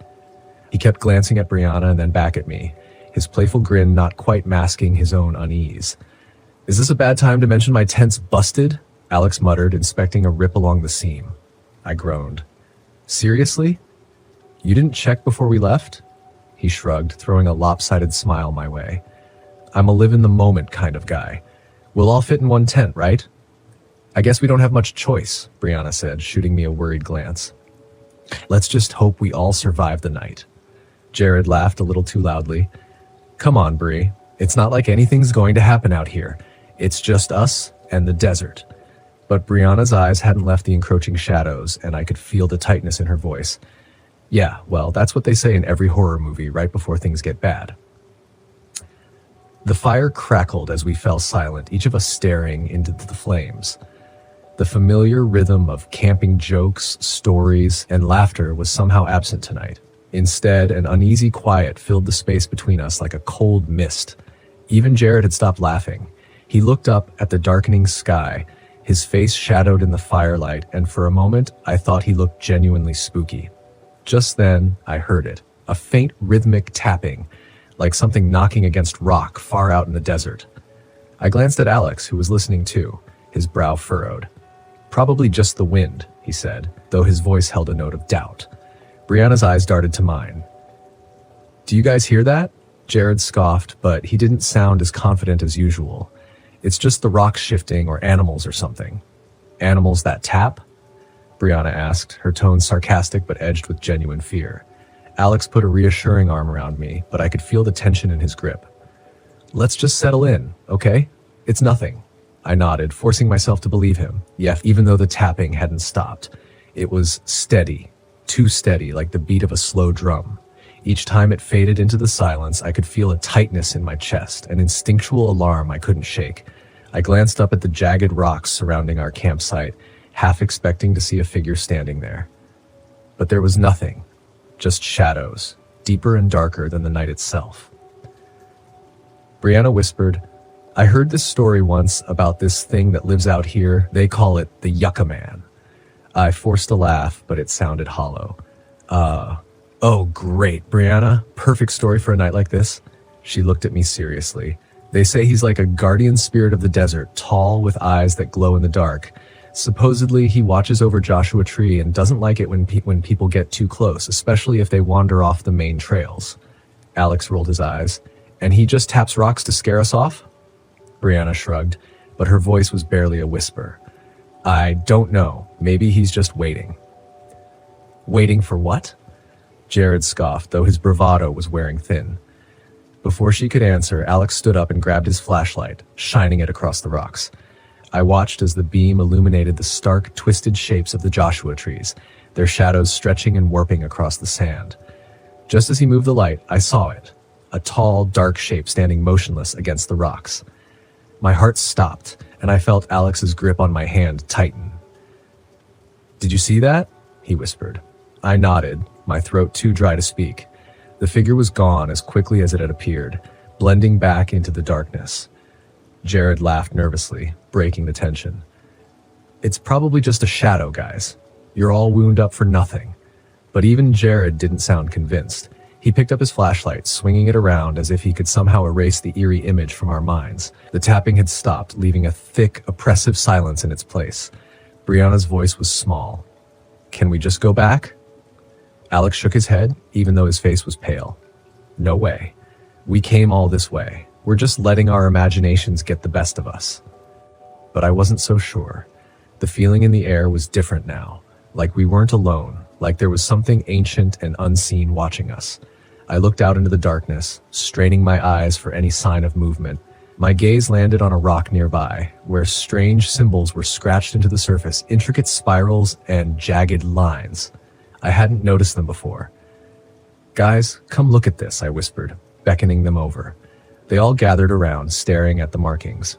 Brianna looked unnerved, and even Jared's face was grim. Looks like old petroglyphs, Alex muttered, though his voice lacked confidence. Probably left by Native Americans or something. Brianna shook her head. These aren't like any petroglyphs I've seen. We stared in silence, the weight of the discovery pressing down on us. I could feel something shift in the air, a dark, lurking presence just beyond our understanding. It was like the symbols were meant as a warning, and we were trespassing on something sacred. Then the tapping began again. This time, it was louder, closer. My heart raced as I looked around, the shadows seeming to close in on us. Suddenly, Brianna screamed, pointing to the rocks. The figure was back, closer this time, a tall, thin shadow with eyes that gleamed faintly in the firelight. It watched us, unblinking, its gaze cold and penetrating. Jared stumbled back, his bravado gone. What the hell is that? Alex grabbed my hand, pulling me toward the tent. Get inside now. We all scrambled into the tent, zipping it up in a frenzy. The fire outside flickered, casting an eerie glow on the tent walls, making our shadows dance. I could hear my own breathing, fast and shallow, and tried to quiet it, listening for any sound outside. We sat in silence, huddled together, straining our ears for any sign of movement. For a few moments, there was nothing. Then I heard it, a low whispering voice calling my name. My blood ran cold, and I felt Alex stiffen beside me. Mia. It was my own voice coming from outside the tent. I clutched Alex's arm, trying to keep myself calm, but inside I was shaking. The voice grew louder, then I heard Alex's name, then Brianna's, then Jared's. It was like it knew us, like it was calling us out, one by one. Don't listen to it, Alex whispered, his voice shaking. It's just trying to scare us. But the voice persisted, repeating our names over and over, a haunting chant that made my skin crawl. I could feel the fear thick in the air, an almost tangible weight pressing down on us. Suddenly, the voice stopped, replaced by a scratching sound, like nails dragging against the fabric of the tent. I held my breath, frozen in place, as the scratching moved along the walls, circling slowly. My mind raced, searching for any way out, any escape. Brianna was crying quietly, her head buried in Jared's shoulder, and Jared held her tight, his face pale and drawn. I could feel Alex trembling beside me, his usual confidence replaced by raw fear. Then, just as quickly as it had started, the scratching stopped. Silence fell, thick and suffocating. I felt my heart pounding in my chest, my body tense and ready to bolt. "We need to leave," I whispered. Alex nodded, his face set with determination. "We're going now." We gathered our things as quickly as we could, stumbling out of the tent and into the cold desert night. The fire had died down, leaving only a faint glow to guide us. I looked around, half expecting to see the figure waiting for us, but the desert was empty. We started moving, our steps fast and panicked, our flashlights sweeping over the rocks as we tried to find the trail. Every few steps, I glanced over my shoulder, certain I would see it following us, but there was nothing, only the still, oppressive silence of the desert. Finally, after what felt like an eternity, we reached the trailhead, our car waiting just where we'd left it. We piled in, slamming the doors, and Alex started the engine, speeding down the dirt road without looking back. As we drove away, I glanced out the window, and for a brief moment I saw it, the tall, dark figure standing on the edge of the rocks, watching us as we left its territory. Its eyes glowed faintly in the darkness, a silent warning, a promise that we would not be welcome if we ever dared to return. I didn't look back again. None of us spoke the entire way home, but that night, when I closed my eyes, I could still hear it. The rhythmic tapping, the whisper of my name, the feeling of something watching, waiting, lurking just beyond the edge of the light. And I knew that a part of the desert had come back with me, a silent shadow that would haunt me, watching forever. People say the Appalachian forests are haunted. I'd heard the rumors, whispers of restless spirits and strange disappearances, but I'd never given them much thought. After years of debunking ghost stories as a journalist, I became the kind of person who trusted facts, not folklore. Still, I couldn't resist the pull of Pisgah National Forest. It was remote, beautiful, and full of forgotten places that no one cared to visit anymore. Perfect for the series I'd been working on for my blog, Ghost Towns of the Forgotten South. This was my passion now, traveling, exploring the lost corners of America, and turning those empty spaces into stories. This time, I was after an old settlement deep in the forest, one that most people in town wouldn't even talk about. There were no records of why it had been abandoned, just strange rumors of sickness and disappearances.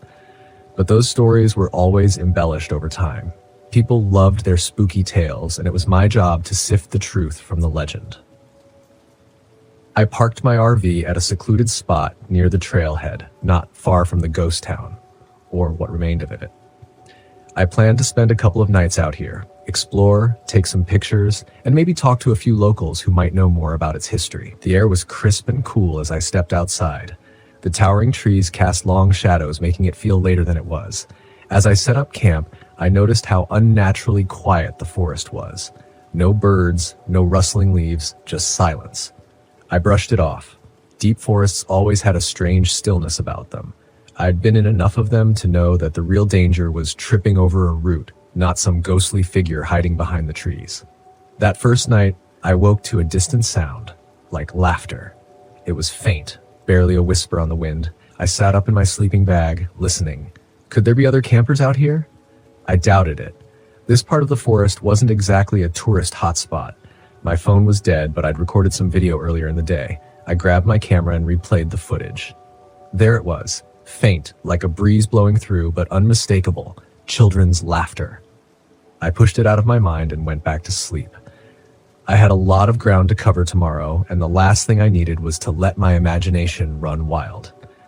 The next day, I set out to find the old settlement. It was slow going. Thick overgrowth and fading trails made navigation difficult. The map I had was basic, nothing more than a dotted line leading me deeper into the woods. The farther I went, the heavier the air felt, like the forest was closing in around me.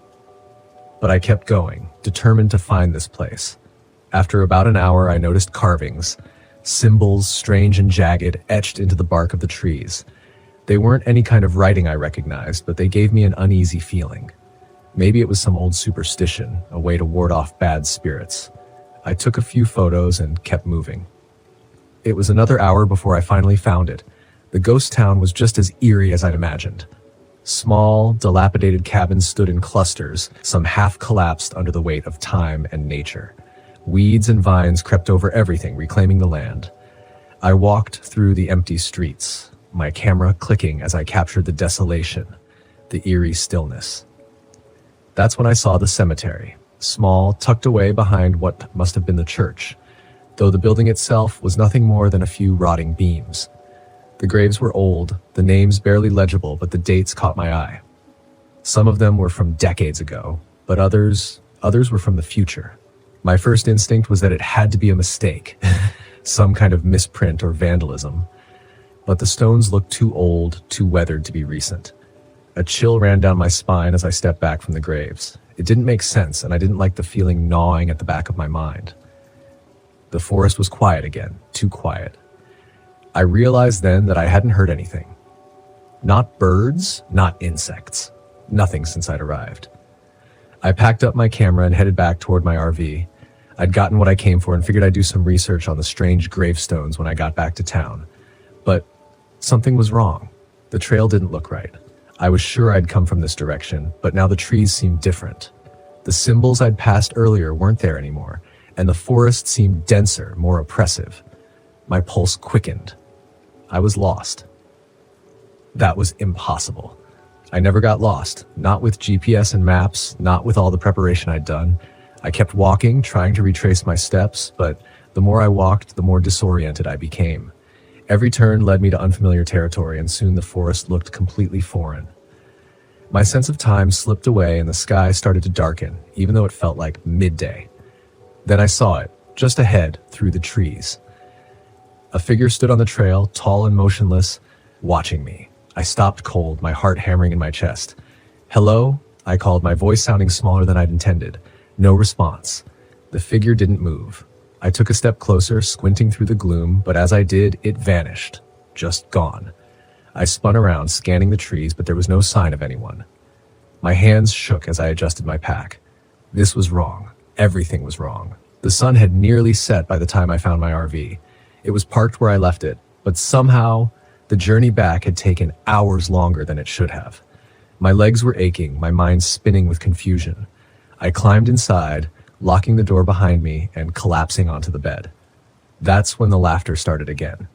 Louder this time, right outside the RV. I shot up, my heart pounding. I could hear them, children laughing and running around, their voices bouncing off the trees. I grabbed the camera, pointing it toward the window. But the moment I did, the laughter stopped. The forest was silent again, suffocating in its stillness. I played back the footage on the camera, hoping to catch something, anything that would explain what was happening. But instead, I heard something else. A voice, clear as day, whispering my name. "Alex," I froze.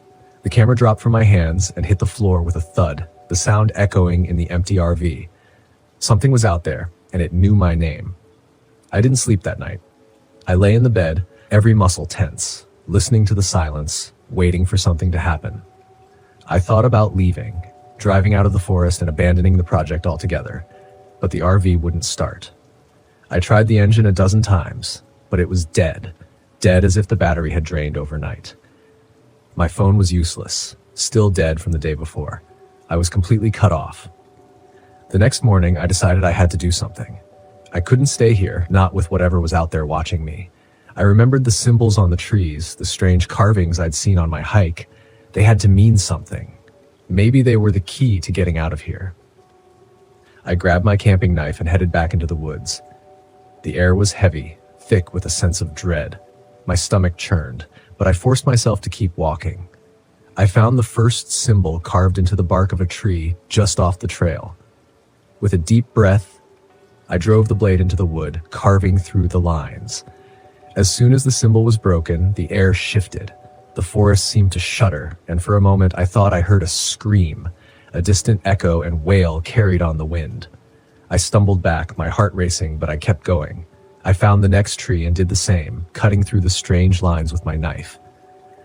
The voices grew louder, The laughter, the whispers, all swirling around me like a storm.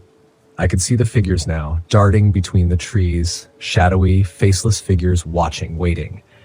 They wanted me to stop. They didn't want me to leave. But I wasn't going to be trapped here, not like them.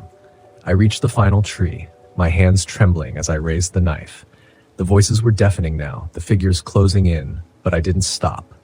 With one last slash, I broke the symbol, and just like that, the voices stopped.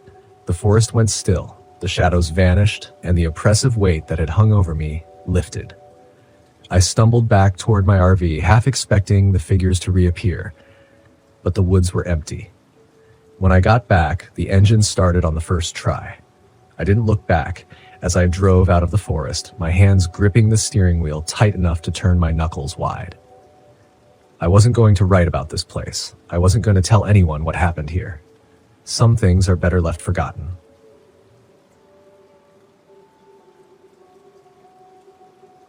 If you'd told me a week ago that I'd be clutching my best friend's arm, hiding from a shadow creature in the Utah desert, I'd have laughed. That's the sort of stuff reserved for ghost stories told around the campfire, right? But now, as I crouch low in the sand, staring at the shadow shifting through the rocks like smoke, the chill in my spine tells me I was wrong. Tyler and I had been planning this trip for ages. It was supposed to be a break from our relentless lives back in San Francisco.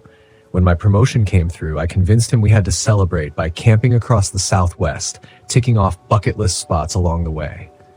Dead Horse Point was the prize, the place I'd looked forward to the most. Its isolation, haunting beauty, and honestly, its reputation for eerie legends that I couldn't resist. We pulled in late, just as the sun was setting over the canyon, casting a blood-red glow across the twisted rock formations. I remember that unease settled over me then, the kind that sends a tiny shiver from the back of your neck, all the way down. Tyler, ever the skeptic, brushed it off as I pointed out that we were alone in this remote part of the park. Great. More room for us, he joked, snapping photos of the stunning desert horizon. It took us a bit longer to find a spot than we'd planned. Our GPS was acting weird, leading us down dirt trails that seemed to spiral into nowhere. Eventually, Tyler managed to maneuver our RV into a flat area. Not ideal, but secluded and scenic. Perfect, he said. I wasn't so sure. When we finally set up camp, the daylight had faded, leaving us bathed in the cold blue of twilight. I fiddled with our old portable radio, hoping to get some music to fill the silence, but the thing just crackled with static before sputtering and dying altogether. Tyler laughed, but I caught the way his eyes darted around the empty landscape. It felt almost oppressive, the way the land seemed to watch us. You and that ghost-loving imagination, Tyler teased, rummaging through his bag. Maybe it's a sign, or just Utah's finest weather. Ha! Very funny, I replied, forcing a laugh. But this place has stories, Ty. Have you heard of the Skinwalker? The what? He chuckled, turning to face me. Mia, are you seriously bringing up ghost stories? Not ghosts, exactly, I said, trying to hide how uneasy I felt. Skinwalkers are shapeshifters in Navajo legends. They can mimic people, even voices, to lure you away. People say they're evil spirits in human or animal form. Tyler looked at me with that familiar, infuriating smirk. Oh yeah, then let's summon one here. Skinwalker, Skinwalker, show yourself. I hissed for him to stop, but he just laughed and returned to the viewfinder on his camera, snapping photos of the canyon now fully cloaked in darkness. I closed the RV door, hoping to shut out the chill that had suddenly settled into my bones, but that shiver, that sense of being watched, it lingered. It was maybe an hour later when the first sound came. A light shuffling sound outside, like footsteps in the gravel. My heart skipped, and I shot Tyler a look, but he was already putting on a brave face, pulling his boots on to investigate. It's probably an animal, he whispered, winking. Mountain lions, right? Yeah, because mountain lions sound like people, I said, my voice barely a breath. He ignored me, clicking on his flashlight and stepping out. It was quiet, eerily so. Tyler scanned the flashlight across the rocks. The beam cast long shadows. For a moment, I was almost convinced he was right, that we were just being paranoid in the silence of the desert. But then we heard it. A whisper. It was faint but unmistakable. Mia, Mia. My breath caught in my throat. The voice was scratchy and low, calling my name. I whipped around to face Tyler, but he was frozen, his face drained of color as the voice echoed again. "Did you?" I stammered, trying to find the words. Tyler didn't answer. He just stared, flashlight clutched so tightly his knuckles were white. "Mia, Mia." This time, the voice seemed closer, as if it were slipping between the rocks, winding its way through the desert toward us. It sounded familiar too familiar but wrong. "Let's go inside," I whispered. Tyler nodded and we backed up slowly, not turning our backs on the emptiness around us. Once inside, I locked the door. Our breaths were rapid in the tight space. Tyler finally spoke, his voice shaking. "Tell me that was just the wind." "I don't think so," I replied, glancing out the window. The night was still, an unnatural stillness that seemed to hold its breath. Just as I was starting to feel a little less tense, there was a sharp knock on the side of the RV. We both froze. Another knock, then another, rhythmic, echoing through the metal walls. Tyler's face paled, and I could feel my heartbeat hammering in my throat. "Who's there?" he called, his voice wavering. The only answer was a slow scrape against the door, a sound that made my skin crawl. I squeezed Tyler's arm. "Don't open it." "What if someone's hurt?" he whispered back, already inching toward the door. But I couldn't shake the feeling that opening that door would be the worst thing we could do. "Just wait." Then, to our horror, we heard it. Tyler's voice calling from outside. "Tyler, help! Come out here." Tyler looked at me, eyes wide with terror. "What?" he stammered. The voice repeated, distorted, stretching his name into a twisted mockery. "Tyler? Tyler." I grabbed his hand, squeezing hard. "Don't answer. Whatever you do, don't answer it." The minutes dragged by, each second stretching into eternity, as the voice continued calling, beckoning us. Tyler and I stayed as still as statues, clutching each other. The silence in the RV was thick and heavy. Finally, the knocking stopped, and for a moment, all was quiet. But just when I started to breathe again, the RV rocked violently as though something massive had slammed into it. Tyler scrambled to the driver's seat, twisting the keys to start the engine, but it sputtered and died. He tried again and again, but nothing. The shape outside pressed itself against the window, casting an elongated, inhuman shadow. It had limbs too long, eyes that glowed with a sickly yellow light. Its mouth was twisted into an eerie mimicry of a smile that seemed to stretch too far. "Oh my God," Tyler gasped, clutching the steering wheel, white-knuckled. "Mia," the creature hissed, its voice a blend of my own and Tyler's, distorted, mocking. "Come outside." I shook my head, my voice trembling. "Don't look at it. Don't listen to it." But it was too late. Tyler couldn't tear his gaze away from that awful face in the window. His breath hitched as the creature's mouth stretched impossibly wide. Suddenly he screamed, clutching his ears as if to block out the sound. I pulled him away, whispering words I barely remembered from some article on Navajo blessings, words I didn't even know if I was pronouncing right.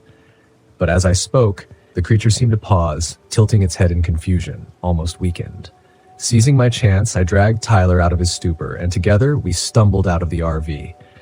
The creature's eyes followed us, glowing like embers, as we bolted toward a narrow crevice in the rocks. I held Tyler tight as we crouched in the shadows, watching the thing stalk around our RV, frustrated, snarling. It hissed again, a guttural sound that sent shivers down my spine. "Mia, you can't hide." Tyler's hand was clammy in mine, his breath shallow. "Mia, what is that thing?" "A skinwalker," I whispered, my voice barely audible. "It's feeding off our fear." Tyler squeezed my hand tighter. "What do we do?" "We stay quiet and don't look it in the eyes," I murmured, remembering the warning. "We wait." Time seemed to slow. The skinwalker circled the rocks, searching, stalking, its low growl echoing off the stone. At one point it stopped, sniffing the air, then its gaze passing right over us, so close I could see the rotting skin around its eyes. We held our breaths, not daring to move. Slowly, the creature slunk away, disappearing into the shadows. The silence stretched on, each second a lifetime. Eventually, we crept back to the RV, praying the creature had gone. Tyler tried the engine again, and miraculously, it roared to life. Without a second thought, we sped down the road, the headlights cutting through the darkness as we left Dead Horse Point behind. By morning, we were back in Moab, dazed, exhausted, and shaken beyond belief. Tyler's arm was bleeding from where the creature had scratched him, and I had bruises from gripping him too tightly. We warned other campers, but no one believed us. Later, as I lay awake in the safety of a crowded campsite, I could still hear it, whispering my name on the wind, lingering in the corners of my mind. Maybe it was waiting, or maybe it was just saying goodbye. Until next time. I've always believed that everything has an explanation. Ghost stories, strange occurrences, they're all just misinterpretations of reality. That's what I told myself as I drove my RV deep into the desert, chasing the Marfa lights, one of those unexplained phenomena that people love to whisper about. I was determined to demystify them, capture them on camera, and show the world that there was nothing supernatural about it. The desert stretched out before me, flat and endless, the sky a deep, cloudless blue. I'd parked my RV on the outskirts of Marfa, Texas, far enough from the town to avoid any distractions. The lights were supposed to appear at night, floating out there in the desert like glowing orbs. People called them spirits or even UFOs, but I knew better. I was here to photograph them, document them, and move on. That first night was quiet, too quiet. I set up my camera gear just outside the RV, tripods locked in place, lenses ready for long exposure shots. The desert was unnervingly still, the kind of silence that makes you feel like you've been buried under a blanket. No wind, no animals, not even the hum of distant cars. I told myself it was just the isolation playing tricks on me. I'd been alone in the wild before. This was nothing new. Hours passed, and just as I was about to give up and call it a night, the lights appeared. At first, they were faint, barely noticeable, small glowing orbs that hovered just above the horizon. I leaned forward in my chair, eyes fixed on them. They weren't anything special, just some kind of atmospheric phenomenon, I thought. But then they moved slowly, almost deliberately. They floated closer, their soft glow reflecting off the desert sand. I snapped photo after photo, my fingers flying over the camera buttons. This was exactly what I'd come for. Clear, undeniable evidence. No one could call this supernatural nonsense once I had the data. But the lights were behaving differently than I expected. They weren't just floating randomly, they were almost watching me. I stood up, staring at the lights as they hovered, flickering softly, maybe 50 yards away. Then, suddenly, they darted closer. My heart skipped a beat as I stepped back instinctively.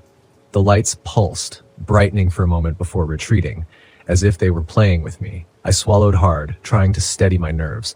Just lights, just gases or atmospheric anomalies, nothing to be afraid of.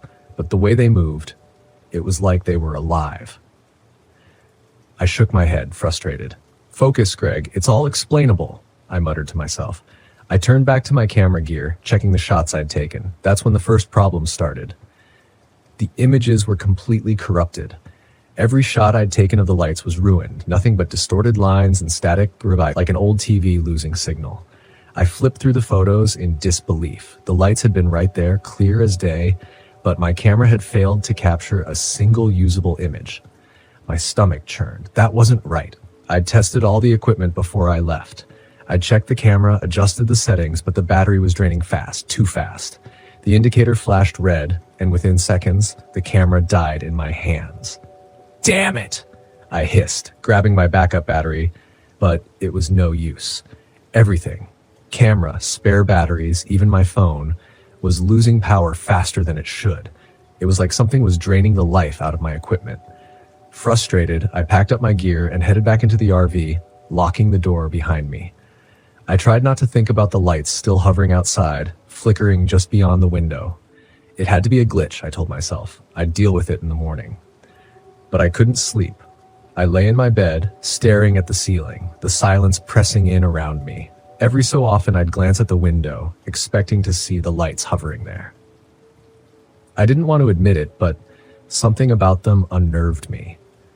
The following day, I tried to shake off the unease. I spent hours checking my gear, trying to figure out what had gone wrong, but everything looked fine. The equipment was fully functional again, as if nothing had happened. It was strange, but I wasn't about to let one weird night stop me. I'd try again tonight, capture the lights properly this time. As evening fell, I set up my gear again, determined to make up for last night. The desert was still, the sky a dull orange as the sun dipped below the horizon. I watched, waiting for the lights to appear, and they did. But this time they were closer. They floated just above the sand, pulsing softly, glowing brighter than before. My breath caught in my throat as I watched them move. Their rhythm was almost hypnotic, but it wasn't just their movement that startled me. It was the fact that they seemed to be getting nearer. I reached for my camera, ready to capture them again, but the battery was dead. Again, I checked my phone. Dead. Panic flickered at the edge of my mind. This wasn't possible. The lights were now just 30 feet away, their glow casting long shadows on the ground. They pulsed, brighter, flickering in strange, almost deliberate patterns. I couldn't explain it, but it felt like they were trying to communicate. Then I heard it, a whisper. It was faint at first, barely audible, like the wind brushing past my ear. I froze, straining to hear. The whisper came again, but this time it was clearer. Greg. My blood ran cold. I whipped around, searching for the source of the voice, but there was no one, just the empty desert. The whisper came again, closer this time. Greg. I backed toward the RV, my pulse racing. This wasn't right. This wasn't explainable. The lights were hovering just a few feet away now, and the whispers, they were inside my head. I scrambled into the RV, slamming the door shut behind me, my heart hammering in my chest. The lights were outside the window, flickering. The whispering continued, filling the small space with eerie, disembodied voices. I tried to start the engine, but it sputtered and died. No power, no escape. The lights pressed closer, their glow filling the RV, casting strange shadows on the walls. I felt them, those whispers, crawling into my mind, telling me to come outside, to follow them into the desert.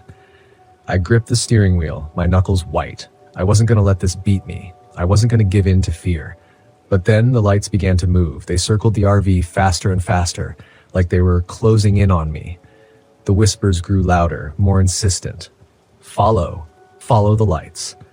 I felt a tug, a pull in my chest, as if the lights were calling me, drawing me out of the RV. I fought against it, but it was getting harder to resist. The lights flickered faster, the whispers filling my head until I couldn't think, couldn't breathe. With a surge of adrenaline, I grabbed my jacket and kicked the door open, running into the desert. The lights followed, darting around me, leading me deeper into the night. I stumbled through the sand, my heart pounding. The whispers guided me further from the RV, but something inside me snapped. I stopped running, gasping for air, and turned to face the lights. I wasn't going to follow them. I wasn't going to disappear like so many before me. No! I shouted, my voice trembling. I won't go. The lights pulsed, flickering faster. The whispers screamed in my head, but I stood my ground, forcing myself to ignore them. Slowly, the lights began to fade. The whispers grew softer until they were nothing more than faint echoes in the wind. I stumbled back to the RV, exhausted, my mind spinning. The lights were gone, retreating into the desert, but I knew they'd be back. I didn't sleep that night. I couldn't. By morning, I packed up and left Marfa. I didn't stop driving until I was miles away from the desert, far from the lights. I never told anyone what happened. No one would believe me anyway. But I'll never forget those lights, the way they moved, the way they whispered my name. I came here to prove they were just a natural phenomenon, just an unexplained mystery of the desert. But now I know better. Some things aren't meant to be explained, and some lights should never be followed.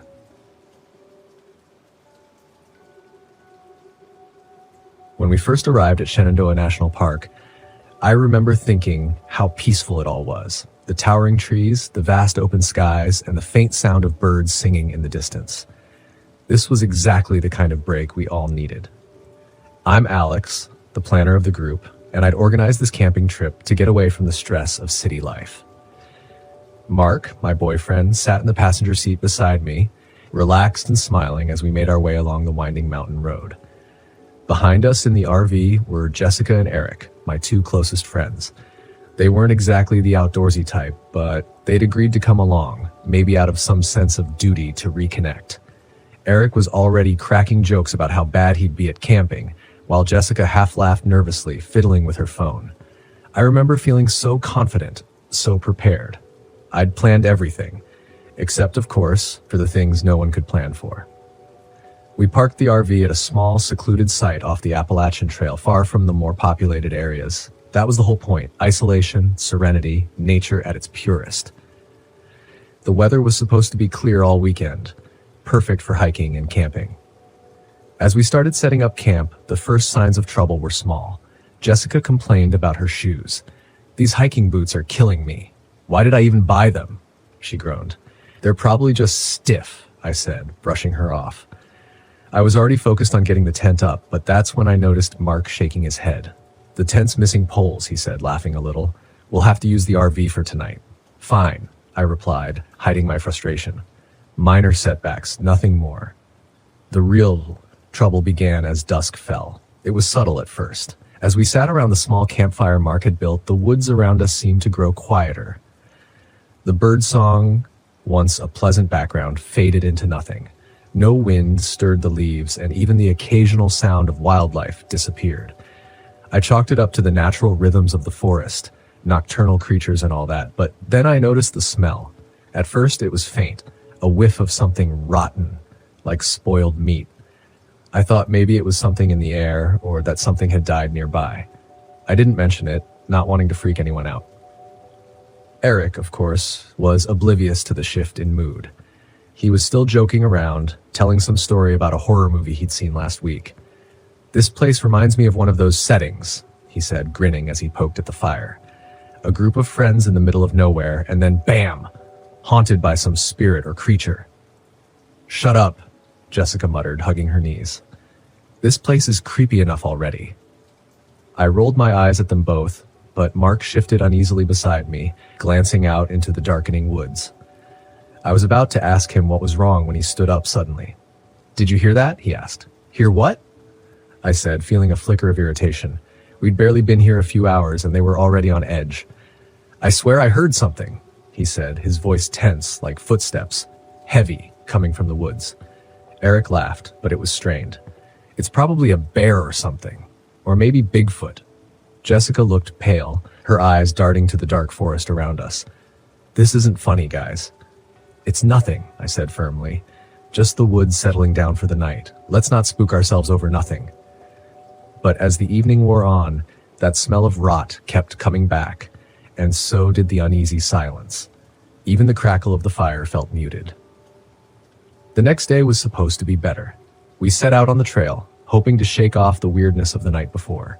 The weather was colder than expected, with a thick mist hanging low in the valley, making everything damp. Jessica slipped a few times on the muddy path, cursing under her breath. "This fog is so creepy," she muttered. Mark tried to lighten the mood. "It'll clear up once the sun's out. Let's just enjoy the hike." But I could tell he was uneasy too. None of us had slept well. Every time I drifted off, I thought I heard something moving outside the RV. Maybe it was my imagination, but something kept waking me up, like a low rustling or breathing. Halfway through the hike, we reached a lookout point. The fog had lifted just enough for us to see the rolling hills stretching out below us. I took a deep breath, feeling a sense of calm wash over me. Then I saw Mark, standing at the edge of the trees, staring into the distance. "Mark?" I called. He didn't answer. I walked over to him, a knot forming in my stomach. "What's wrong?" He pointed, his face pale. "Do you see that?" I squinted, looking where he was pointing. At first, I saw nothing but trees. But then something moved. A figure, tall and gaunt, barely visible through the mist. It stood completely still, as though it had been there the entire time, watching. "It's just a hiker," I said, though my voice sounded less confident than I'd hoped. "That's no hiker," Mark whispered. "Look at it." The figure stood too tall, its limbs too thin, and its skin seemed pale, almost translucent. But before I could get a better look, it was gone, melted into the fog. By the time we got back to the RV, the mood had soured. Mark was withdrawn, barely speaking, and Jessica kept glancing over her shoulder as though she expected something to jump out at us. The smell returned as we gathered around the campfire again that night. This time it was stronger, more pungent, like decaying meat left out in the sun. Eric wrinkled his nose. "Okay, seriously, what is that?" "It's the woods," I said, though even I didn't believe it anymore. The silence pressed down on us like a weight, and then, from deep in the trees, we heard it. A voice, soft, distant, but unmistakably human. "Help me." We all froze. "What the hell?" Eric whispered, his eyes wide. The voice came again, a little closer. "Help! Help me!" "It's someone in trouble," Mark said, standing up. "We need to go check." "No," I said, grabbing his arm. "We don't. That doesn't sound right." The voice was too calm, too controlled. There was no panic in it, no urgency. It sounded wrong, like it was echoing in the wrong direction. Jessica was shaking now, her face pale. We have to leave. I don't like this. For once, Eric wasn't joking. Yeah, maybe we should call it quits. But Mark was already moving toward the trees. Mark, stop, I hissed, following him. This is crazy. He didn't stop. He kept walking toward the voice, his expression blank, as if he were in a trance. I reached out, grabbing him and pulling him back, just as a figure emerged from the fog, the same gaunt figure we'd seen earlier. It stood at the edge of the clearing, impossibly tall, its limbs too long, its eyes hollow black pits. My blood turned to ice. What is that? Jessica whispered, her voice trembling. The figure took a step forward, its body moving in a jerky, unnatural way, like it didn't know how to walk properly.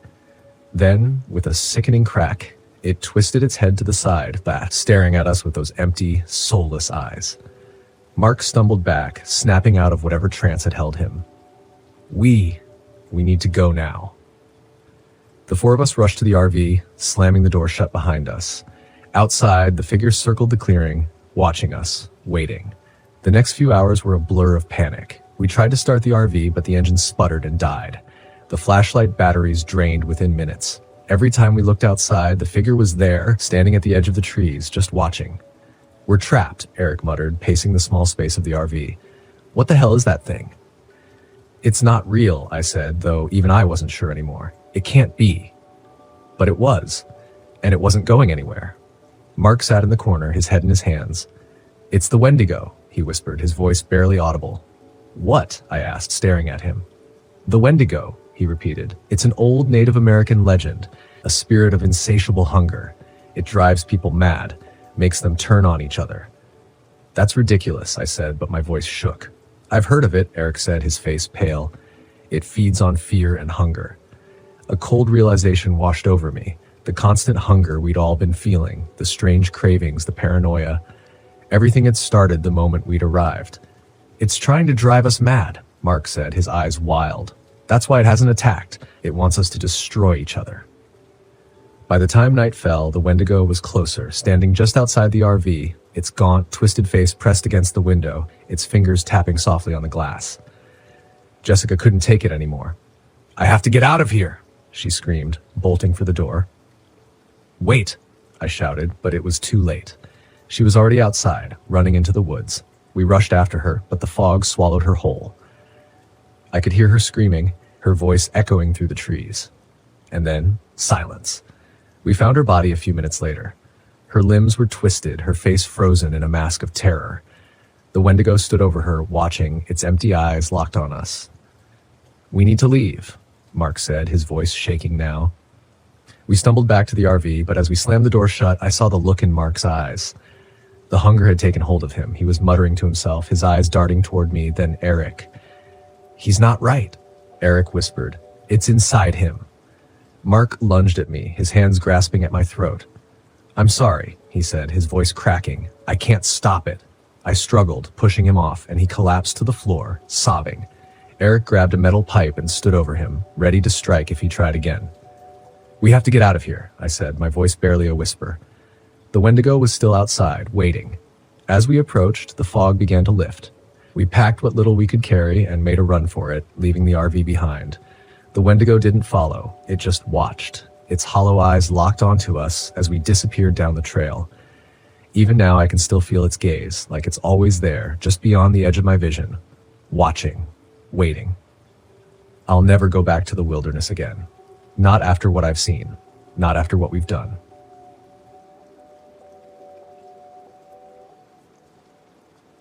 I should have known better than to trust an unmarked road. After years of travel writing, you'd think I'd have a sharper instinct for bad decisions. But there I was, driving deeper into Gifford Pinchot National Forest, chasing a forgotten trail that was supposed to lead me to a ghost town no one could find anymore. Vanished off the map. The ranger at the visitor center had said with a grin, "People go looking for it and never see it again. It's like the road just swallows you up." He laughed, but I could see the glint in his eye. He loved spinning those kinds of tales for tourists, but I wasn't a tourist. I was a writer, damn it. I had an assignment to finish, and there was no room for ghost stories. I followed the narrow, crumbling logging road as it wound deeper into the trees. My RV rattled along, tires crunching over fallen branches and loose gravel. The road narrowed, barely wide enough for my rig, but I kept going. I'd done my research, and this was the right way, even if the forest seemed determined to reclaim the path. It had been a long day, and I was eager to set up camp and relax before exploring the area the next morning. The further I went, the thicker the trees grew, their branches knitting together overhead, blotting out the late afternoon sun. My GPS had long since lost signal, but I didn't need it. I was prepared. I had maps. I was confident I didn't get lost easily. But as I rounded the last bend in the road, something changed. The sky had been clear earlier, but a dense fog was rolling in now, thick and fast. I could barely see 10 feet in front of me. The road, which had been clear just moments ago, seemed to dissolve into a gray blur. I slowed to a crawl, squinting through the windshield. Just up ahead, a small clearing appeared through the mist. It wasn't much, but it was enough room for me to park the RV. I didn't have many other options. I pulled in, killed the engine, and stepped outside. The fog clung to everything, making the air feel damp and cold. It shouldn't have been this cold, not in early fall. The chill crept into my bones, but I pushed it aside and started setting up camp. Something about the silence gnawed at me, though. No wind, no birds, no rustling leaves, just stillness in that damned fog. I finished my setup quickly, then retreated to the warmth of the RV. I wasn't nervous, but the quiet was getting under my skin. I grabbed a beer from the fridge, settled into the driver's seat, and pulled out my maps. I spread them across the dash, looking for my next move. The ghost town was supposed to be less than a mile away, hidden deep in the woods, down a trail that was barely marked. Tomorrow, I'd hike to it, get my pictures, take some notes, and be done with it. Easy. But something was off. The road I'd driven on wasn't showing up on the map anymore. I traced the route with my finger, confused. The road was here. I'd just come down it, but now on the map, it wasn't anywhere to be found. I leaned back in my seat, staring out the windshield at the fog-shrouded forest. The ranger's words echoed in my mind. Vanished off the map. I laughed softly to myself. It was a joke, a tall tale to scare off amateur hikers. Nothing more. Still, when I stepped outside to stretch my legs, I felt it again. That unsettling stillness. The fog was thicker now, curling around the RV like tendrils. I looked back toward the road I'd driven in on, but it wasn't there. I blinked, rubbed my eyes, and stepped forward, peering into the mist. No road, just an unbroken line of trees. My stomach tightened. I walked a few more steps, hoping the road would reappear, but it didn't. The forest was dense, the trees close together. There was no sign of the path I had taken just hours earlier. It was as if it had been swallowed whole. I jogged back to the RV, heart racing now.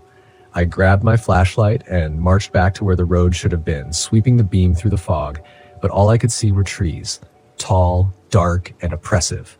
My breath fogged the air in front of me as I stood there, trying to make sense of it. The road couldn't just vanish. I hadn't gotten lost. I couldn't have. But when I turned back toward the RV, I felt it. That creeping sensation that I wasn't alone. I swung the flashlight around, heart pounding, and for a split second, I thought I saw movement in the fog. A figure, tall and thin, slipping between the trees. Hello? My voice cracked. I regretted speaking as soon as the word left my mouth. The fog swallowed my voice, leaving nothing but silence in its wake. I scanned the tree line again. Nothing. I backed toward the RV, my nerves on edge, and hurried inside, locking the door behind me. I wasn't about to let a little fog and a missing road freak me out, but something felt wrong. The rational part of my brain was trying to make sense of it. Fog could play tricks on your eyes, and maybe I'd missed a turn somewhere. That was all. But deep down, I wasn't convinced. I spent the next hour pacing the length of the RV, checking and rechecking my maps, trying to retrace my route in my head. Nothing made sense. The road had been there. I hadn't imagined it. By nightfall, the fog had thickened to the point where I couldn't see more than a few feet outside. The temperature had dropped even more, and I cranked up the RV's heater, wrapping myself in blankets. Sleep didn't come easily. I kept hearing things, soft thuds like footsteps outside, and whispers that seemed to drift through the walls. It had to be the fog, I told myself. It was distorting sound, making me paranoid. But when I woke in the middle of the night, there were voices. I sat up in bed, my breath catching in my throat. I could hear them, faint, murmuring voices coming from outside. I crawled to the front of the RV, heart hammering, and peered through the windshield. The figures were back. This time, there were more of them. Shadows in the fog, standing still, watching. They were too far away to make out any details, but I could feel their eyes on me. Cold, hollow eyes. I blinked, and they were gone. I scrambled to turn on the engine, but it sputtered and died. No power. The RV was silent, cold, and dark. I grabbed my flashlight and flicked it on, but the beam barely cut through the fog. I tried to stay calm, tried to think logically, but my heart was racing, my mind spiraling into panic. The road was gone, the figures were back, and now I was trapped here. I had to get out. I grabbed my jacket and burst out of the RV. The cold hit me like a slab. I marched toward where the road had been, determined to find it, but the forest had shifted. The trees were closer now, the fog denser. I walked for what felt like hours, but the landscape stayed the same. It was as if I was walking in circles. No matter which way I turned, I kept ending up back at the RV. I could hear the voices again, closer now. They echoed through the fog, indistinct and ghostly.